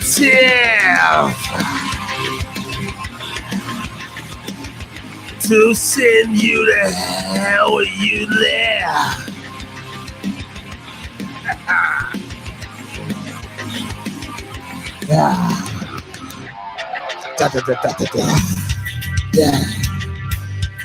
If you break the chains,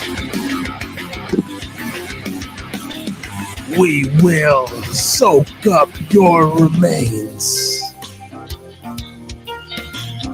Ooh, I like that drop. That was a hard drop. I wasn't expecting that. I love that I drop. wasn't expecting that. Ooh, where'd that come from?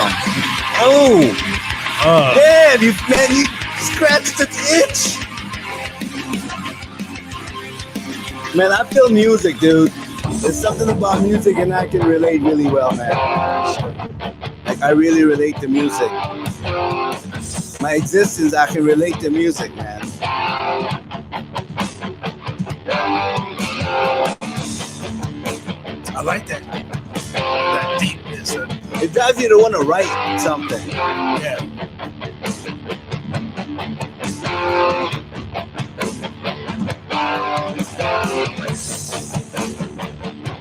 Searching. I'm searching.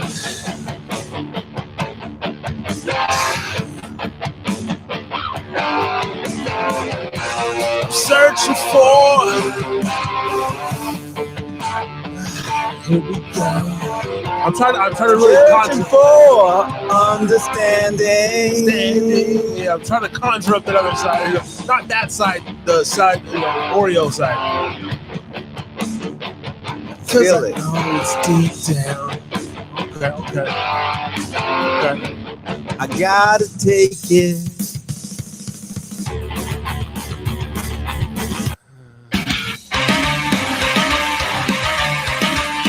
We're just stretching our musical genres. We go country. Hey man, after let's this. do it. Let's do it. What's up, country? I can sing the country.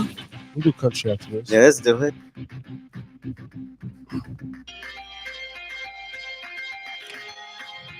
I'll meet up with you. I always hear like a beautiful, sultry woman's voice on every hook in my head because my hooks in my head sound so dope. Right, But they're like, oh, right. But for a female to start off. yeah. Na, na, na, na, na, na, na.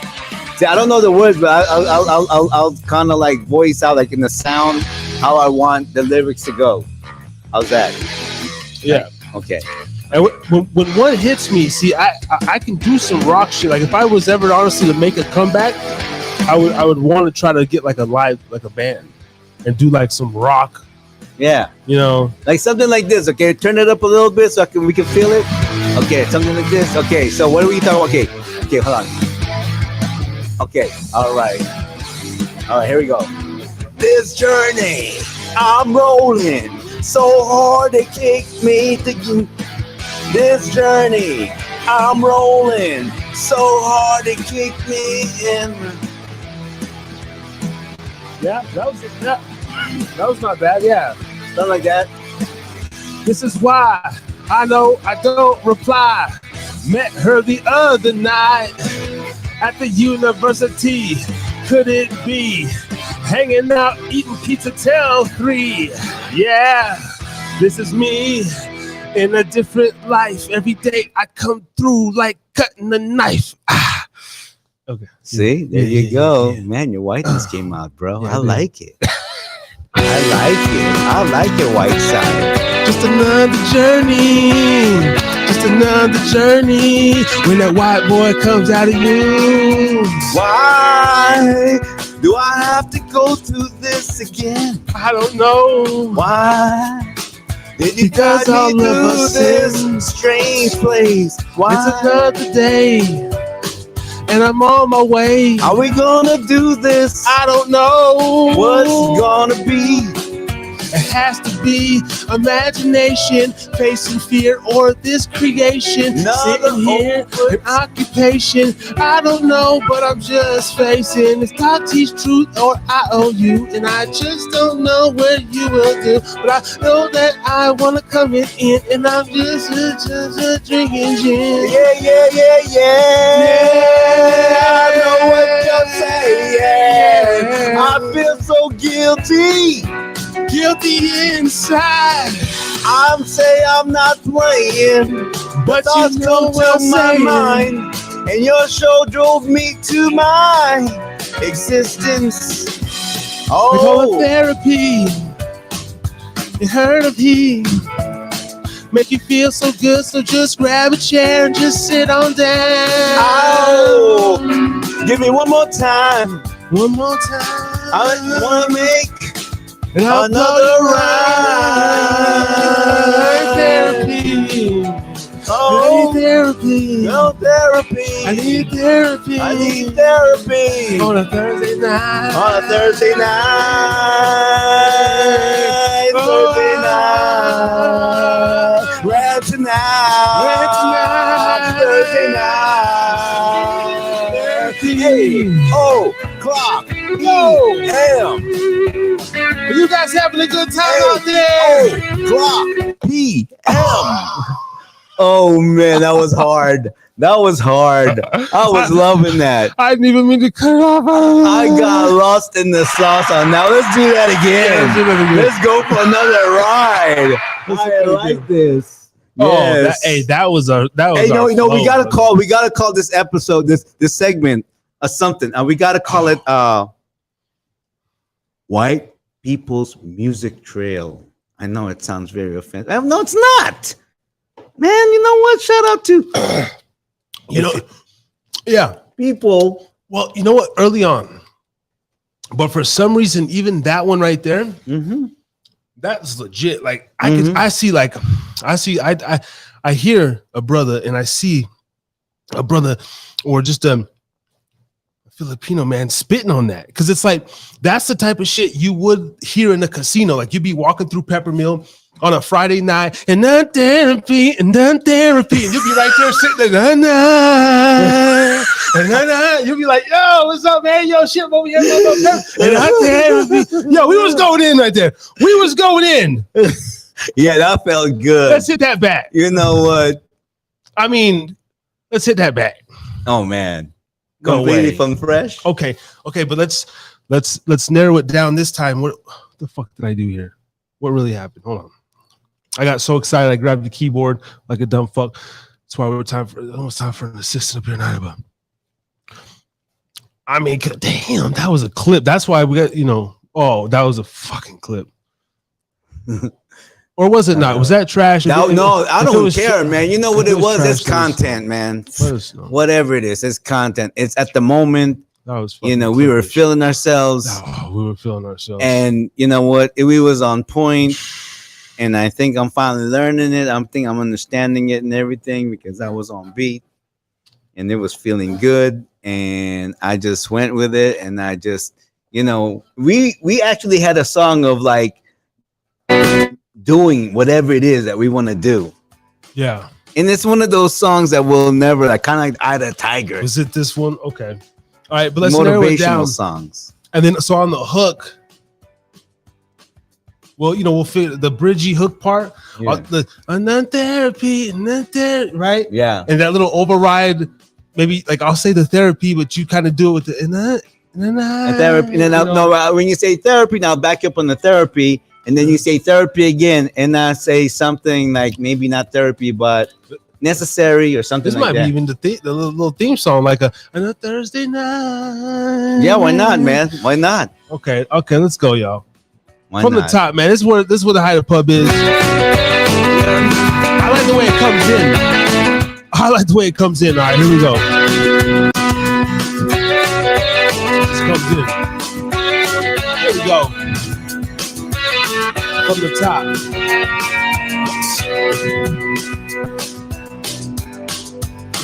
Started. And I'm going. Okay, hold on.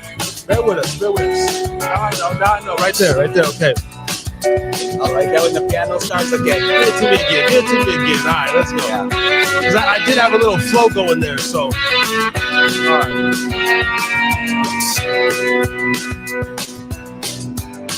Y'all ready? This is about a girl that I used to rock with. Yeah. And I need a therapy. Yeah. On a Thursday night, it was said to me and ahead of me on a Thursday night. It's a Thursday night. This girl over there with the really long hair. And I said to her, did it occur? I came through, wanted to flirt. Baby girl, I'm just sitting here. Me and my team, we just cracking a beer. But you can sit right up on my lap. I got a mommy at home who's gonna take me a nap. But I gotta do my thing with you on a Thursday night. I get ridiculed for being a man. Sometimes women just don't understand a different plan in a different place. People walking out because they can't handle the taste. I don't know if it's the way we cook. Sitting right here, should I read a book? I probably should get some more derbitation. I'm at determination all across the nation. Therapy, it's therapy. Thursday night. On a Thursday night. Oh no, that one doesn't have the same flip. I don't know, maybe because we, because we at the first, we just at the moment, man. Yeah, dude. It was at the moment, man. Yeah. It was at the moment. And Yeah. That's why we And I hate to even be that host that's so in tune with the show, but I am so in tune with the show, and we just lost 2 viewers by going back to try to redub it. So that's proof in the pudding right there in the analytics. When I go back in the future, once something's done, something's done. When something's done, yeah, that's right. But we just put it to rest. But we get excited. Big today, gone today. We just got to get used to that life. Yeah. And we just got to get used to that you life. Can never, but you can never reclip a. Yeah, but it's gonna come at So we just all have right, a good time. all right. We hey, we it's a learning process, right? Okay. Bro, we were. Okay, you know what? Ooh, Now that was past. Now it's a new thing, and let's put our minds together. 30 more minutes here at the Hida Pub. Definitely gotta get these clips in, and just hopefully you're rocking with us. A few people up in the chat on Podbean. Salute. Salute. YouTube, salute. don't be shy. Hit that like, subscribe. Leave a comment. Seriously, fuck the subscribe. Leave a comment. Yeah, we want to hear from you. Engage with us. Yeah. Good or bad, the ugly. But Whatever, so man. much. Give us some tips. Share your ideas with us. Yeah, like become I could do it better than a you. pub friend. I could. Let me rock it right here. So I just came up with a new word. Oh, a pub friend. I just want to be your pub friend. I don't want nothing sexual. Maybe, whatever. We'll leave it up in the air. Whatever is whatever. It will happen. But I still want to be your pub friend. What is a pub friend? A pub friend. What is a pub friend? Sounds like a freakin' who you be tweaking with on the weekend, doing coke up off the table, step up in the bathroom, see the water leaking, tag and graffiti on the wall. No toilet paper in the bathroom stall. You gotta watch your step because you might slip and fall. Late night bumping elbows. You might be at a pub, but they got our reruns of Melrose and all that shit. You never know because the jukebox might not. You gotta hit just to get it to work to get your dollar back. Shit.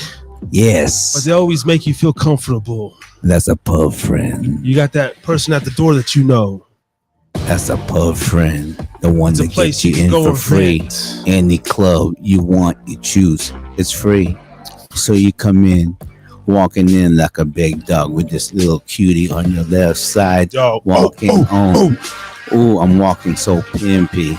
My shoes are so shiny. I'm slick, prick, pimpy. Oh, I'm crispy. Brother Ray G coming at you. I am the party. Yes. I am cotton mouth and hardly caught, not in a pub. You don't see me in these big cinemas. You don't see me at the shoes with the red rug. You see me right here next. Okay. And so next I tell the DJ, play my favorite song and let the party get starting. Out. We just continue on because Brother Ray G is at that feeling mode. I'm feeling good. Rhymes are coming out my head. With my brother Harry Too Scary on my left, aka Mr. Harris to you, motherfucker. You better respect. Come on through. Uh-oh. Are we doing this again? I don't know. What do you feel? You already? Nah, man. I'm on the flow now. I'm kind of more of an R&B mode right now, or kind of hip hop, whatever. Because we're going there. So, yeah. Ooh. It's too short. Baby girl. Okay. Mm-hmm. Baby girl. Since you want to go there. Oh. All right. Let's see if ride with it. Pass it on. Let's just go. All right. Just fill it for a minute. Okay. Here it is. Let's make it conversational. Yes. This is how we're gonna flow this. Two grown men with kids. That's popping now. So let me tell you this story. I hang out at this place, bro. And I'm at that mode. Okay. Like that. It's just conversational. Yes. And I'm telling you my story. I'm new in the game again. So I don't really know what I'm doing. So I'm gonna ask you, what's your recommendation? I need a little bit of aspiration. No, you don't, man. You see, it's easy. You just gotta open up your eyes and see things. You already like to read things, so just do a little bit more research, and then a couple of hours and feet in the dirt. But what am I researching, though? Like just the type of the flow, the type of equipment, though, the type of things you gotta get with, and even the type of things that you just make you sick with. Certain groups and all, and promotions and late night calls. Sometimes with shady promoters and publicists. But you know what? I'm looking forward for the people, yo. I don't know. I'm looking forward for us meeting for the people, yo. Everybody in Reno, we know, they know, we know, they know us, we know them.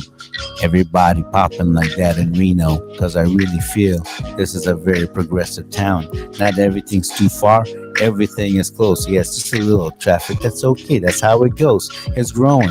Late night. Yes. Shout out to my former publicist as well, man. Steve from Thresher PR, man. Steve. Somewhat weird little business dealing, but it was cool. Oh yeah, what was that? What transpired to that one? Well, nothing really. It was just more of a we just quit having contact. Yeah. Quit having contact. I'm not gonna put the ins and outs out there like that. Yeah, no. You just. You just. But everything's a learning lesson, and I've been learning more about the game, and I have been in contact with another PR team, so to speak. I don't know, man. It's just weird. Like, it's weird. Like, it's not weird. Maybe I shouldn't say that. Oh, it's like, wow. It's profound. It's there it is. That's the word right there. It's profound, because it's profound. It's profound. Yeah. Certain I've just gotten a couple. I don't know, like stones, like stepping stones. How I be talking about maybe, But of course, they want money too and everything. And I'm like, yeah. But it's just okay. But the fact of that, you're understanding where the game is going and how it's gonna and that's what I was telling them. I was saying, actual opportunity that. Yeah, we're really a marketing company, and it's weird because I just found out that Skip, his major in college, was marketing. Yeah. So, and because he's a referee, he knows that whole event stuff, man. Because I also was thinking of like, how about we host a 3-on-3 basketball, and then on 3-on-3 basketball with it, there's a comedy show, and then after that maybe like a little dance club. People hang out and just dance, and it's a DJ whatsoever. Yeah. Something, a comedy show, and after that, and then people, after they, let's go and dance, because they're gonna go there just to check it out, they're gonna do the whole thing, and we can sell it to her like, hey man, you get to see, I mean, the music stuff, it's like I could do with or without. See, I know what you mean. But see, I feel like that's where the comedy. Well, I feel like that it's like hosting stuff is where my calling is coming to, bro. I think to like the movie Above the Rim or so, like the street ball shit where it's like, yo, we got the 3-on-3 tournament, like calling the game, and off the backboard, and then Don Beanie coming back down the other way, crack a little something, a little funny. Yeah, right. Like regular. Just hosting basketball, like a local city basketball thing. Then, stay tuned for halftime, right? Because we got a legendary MC coming to the mic doing a little performance. Go check out boom over here. Yeah, because there's so many places over here. There's so many places here. There's so many. Yeah, when you're in Reno, like not everyone here now wants to go to casino. Not everyone, because they can do that in California. They got the thing over there. They got gambling over there. So now it's basically, Reno has to change in a different climate. Yeah, it is though. What's interesting is, bro, it's already kind of there, man.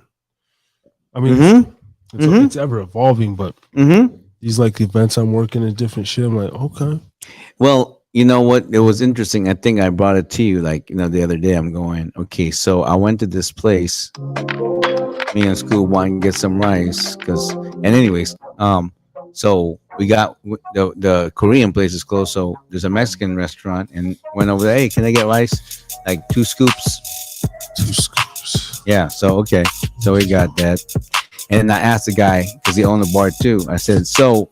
You know any salsa place over here, bachata, And he goes, 4 years ago there were, but now, no, because it doesn't really make money because those dancers, they don't really drink.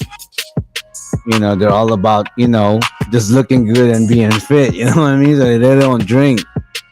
And then the bachata people too, because it's, but he goes, but ranchero and all that, you can go, but they drink and they fight. I said, nah, that's not my scene. I don't want to go there. I'm not that cowboy guy. I respect though, I respect it. I'm not hating on it. I'm just like, my scene is more like a nice salsa club, but like the guy said, it doesn't make any money. So now I'm thinking, okay, I was actually thinking about this. But I don't know. I beg to differ. I mean, there may not be one over here, but based on like our night in the El Jefe Cantina with Big Tone and everything that night, that shit, that's all they were playing over there, man. That if there's not already, I'm sure. No, that was reggaeton they were playing, I think, right? But that same, the demographic is here for there not to be, or that not already to be successful. That's definitely just not ran right. It's just not ran right, you think? Fuck yeah. I mean, there's no reason all this, because it's also, because Reno's not ready. Bullshit. Are you fucking kidding me, dude? And it's always been there, man. That's why, like, the dopest motherfuckers come through Reno, Salt Lake, Ogden, like, I agree. Corrupt and Exhibit just came through the Ogden Amphitheater. Right. Like, I wish I was there for that one. That would have been dope to go to, but, like, the text, the E40, like all the real ones. You know, they make these stops through Reno and it's always been a walk up town, like right. But now you're selling tickets too with the big boys, the GSR and El Dorado, the Nugget, and I actually went to the Nugget the fucking conference room today. So I haven't been in the Nugget in years, man. That shit, I was like fucking huge. Right. There's an event going on, so much shit, man. But just not ran right, bro. Like it's. So you think if okay, so let's talk about it though. So if we're gonna run a salsa club, which we know the ladies are gonna go there, they're gonna be there, and then go there, and instead of a bar, well, I mean, I would help you see. I would help you run anything you really choose to do and whatever, but still salsa still wouldn't be my forte, so I would just be like, all right, like just what's your vision? You know what I mean? Like what do you you know what I mean? Salsa. So you know, it's not so much the salsa, it's also like I like a place where people like to dress up. You know, where you basically show your top stuff. And I think they people like that, and there's some people that like it. You know, some people that don't like it, but there's some people that, hey man, I like to just, you know, take out my lady, you know, and you know, and it's our anniversary, and she looks pretty in this dress or whatever it is, right? I'm taking this woman in this like this place where, you know, it's like just a quaint place and friendly, and they, you know, because salsa is such a beautiful dance, man. It taught me so much about really life. You know, I would like a place in town or any town to really where you can have that at night. Like I'm thinking, okay, you have a building, you're paying whatever amount, whether you own it, you're renting it, whatever, a month. Like, how can we utilize this time and space?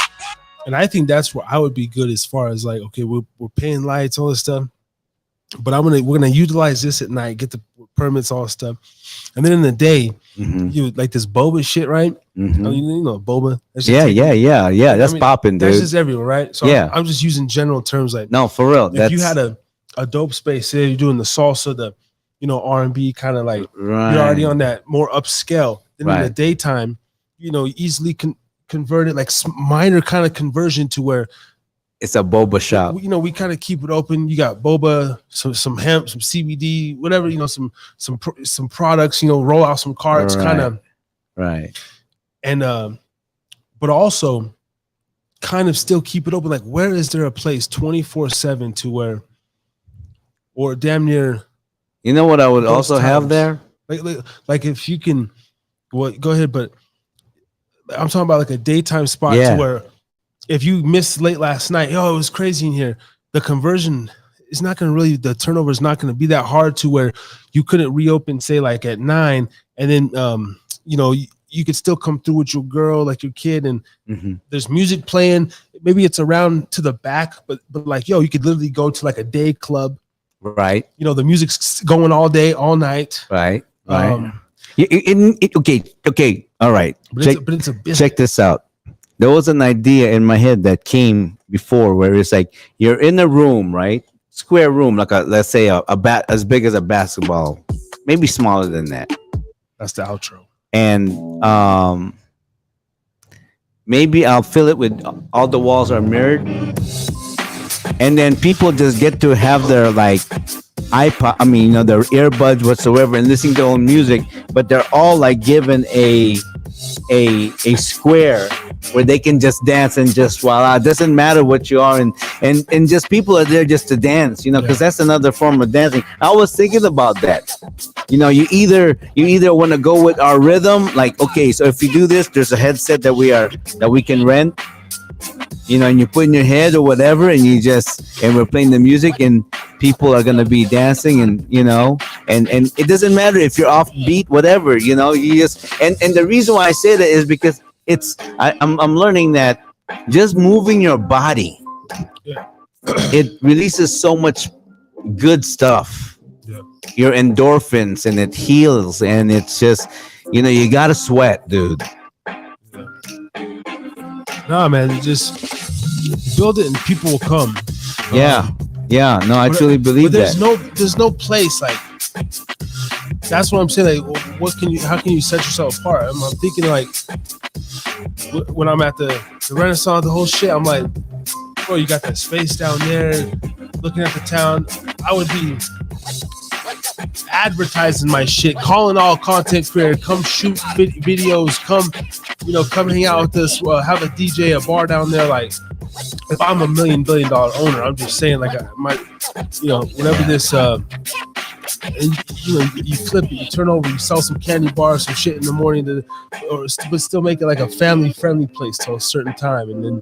Would you say working there on the weekends, which you've witnessed, because more people are there on the weekends? I mean, absolutely.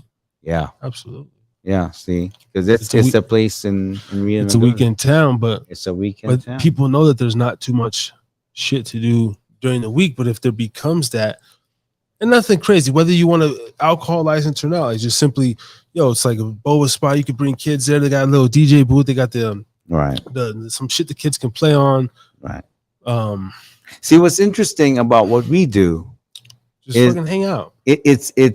What we do is because because we're viral, like, some of these things, I mean, we can, how am I trying to explain there? It's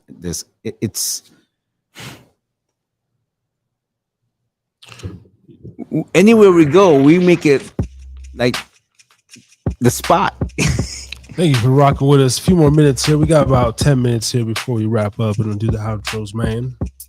Yes. But, and I'm sticking to it. Yeah. That's what you get, man. Get on a structure, like 8 p.m. to 11. That's it. See what you get at the Hida Pub. Like I said, 464 extra minutes you will see dedicated into this. WDJYFM.com.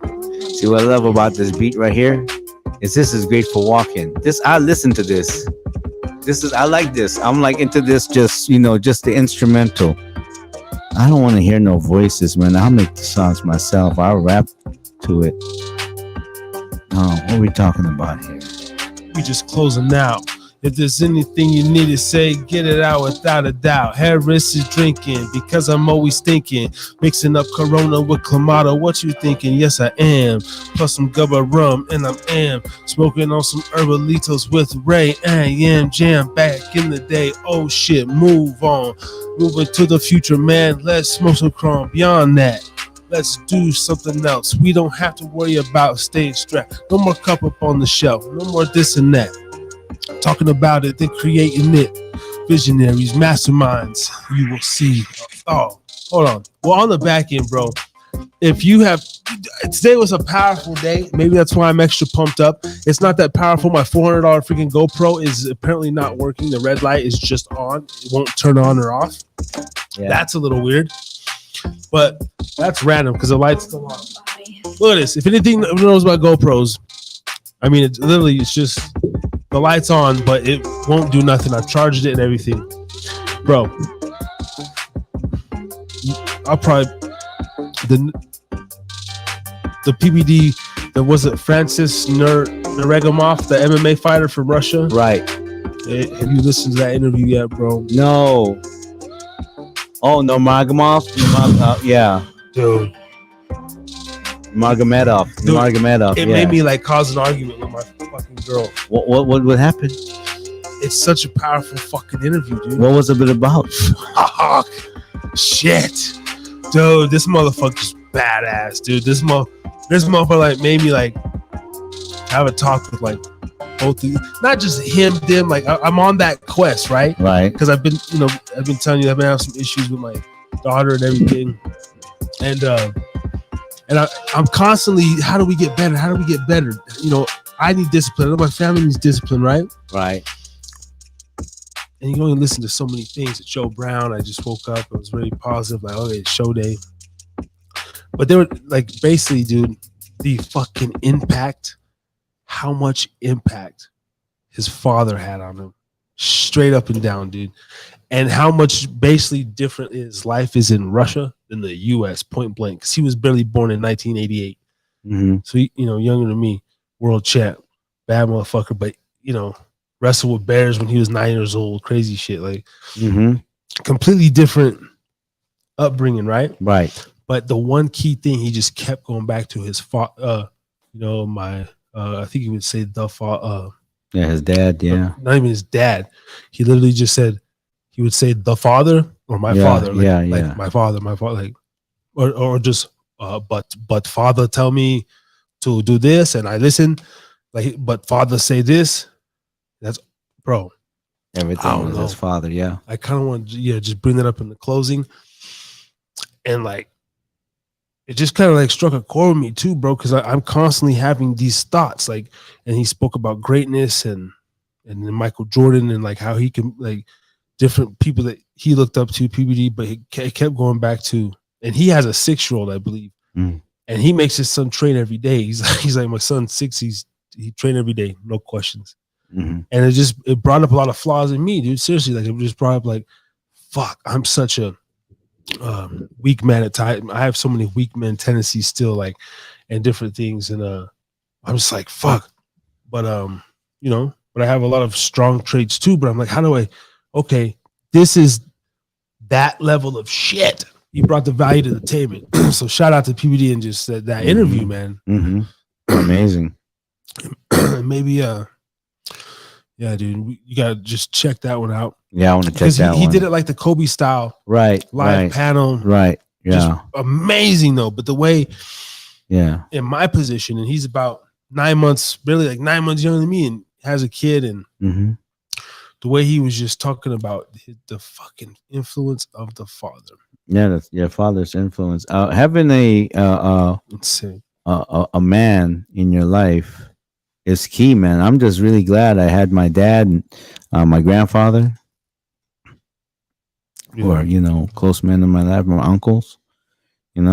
So Harry's drinking again. I'm very blessed to have good men in my life. So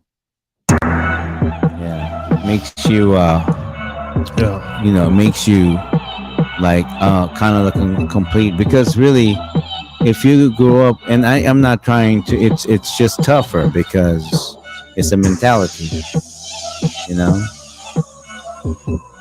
Yeah, and it's a mentality that, hey, some, like you said, some people got it, they don't got it, but I feel like I'm always on a quest to achieve it.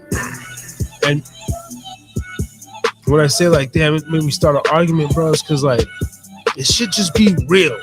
And there's sometimes like I know that like fuck, I don't know, it's just weird. Like my biggest thing is just like 1 + 1 is 2. I don't understand how 2 people could be in a relationship and the results don't add up.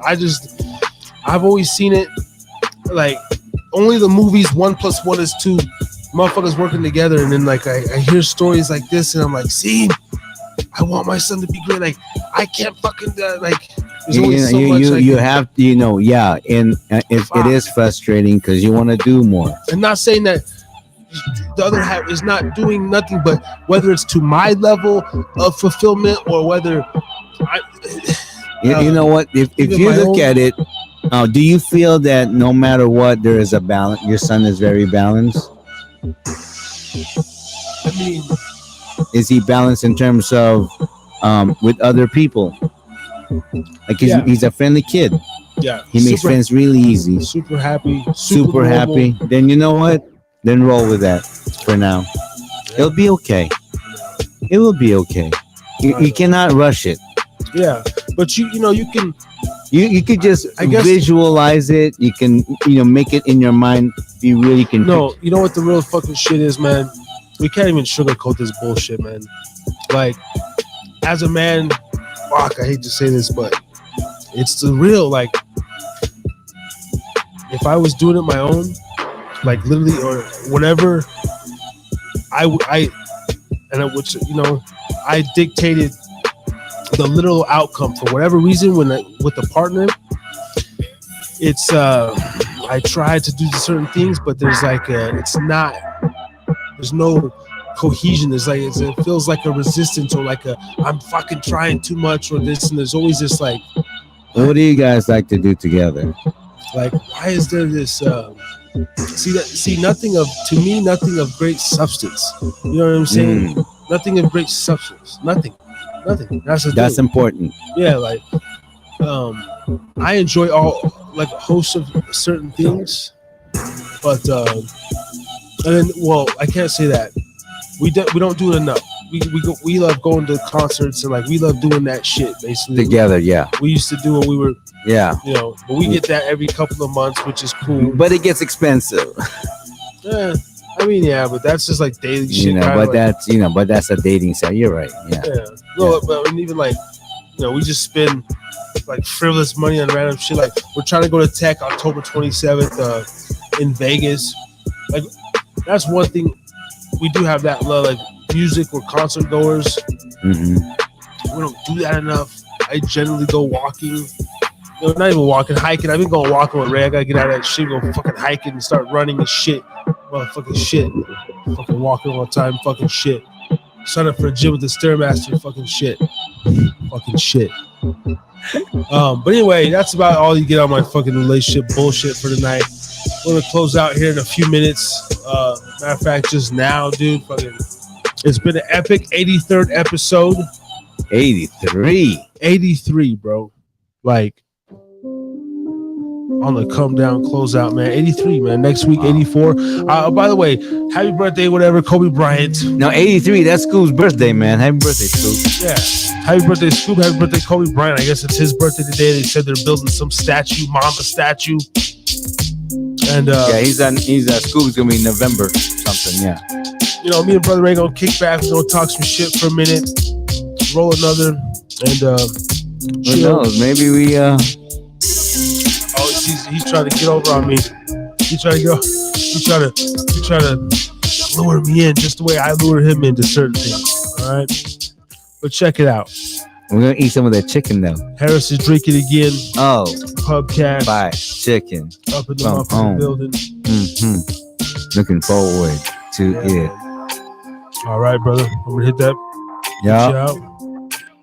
All right. And that's what's up, man. Thanks for coming through. WDJYFM.com, September 3rd.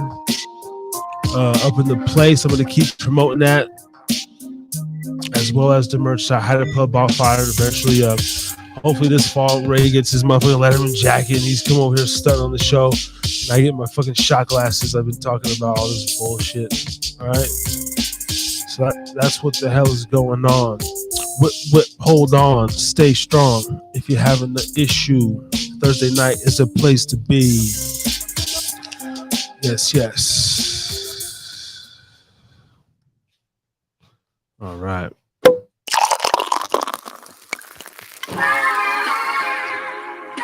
You know what it is. Thursday nights, 8 p.m.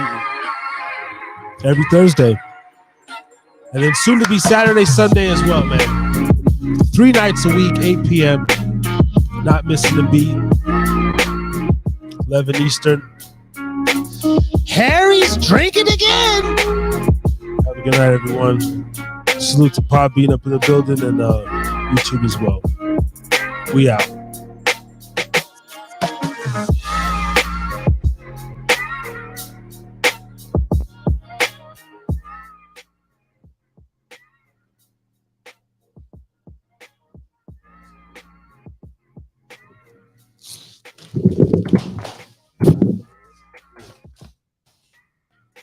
Is that 2 hours?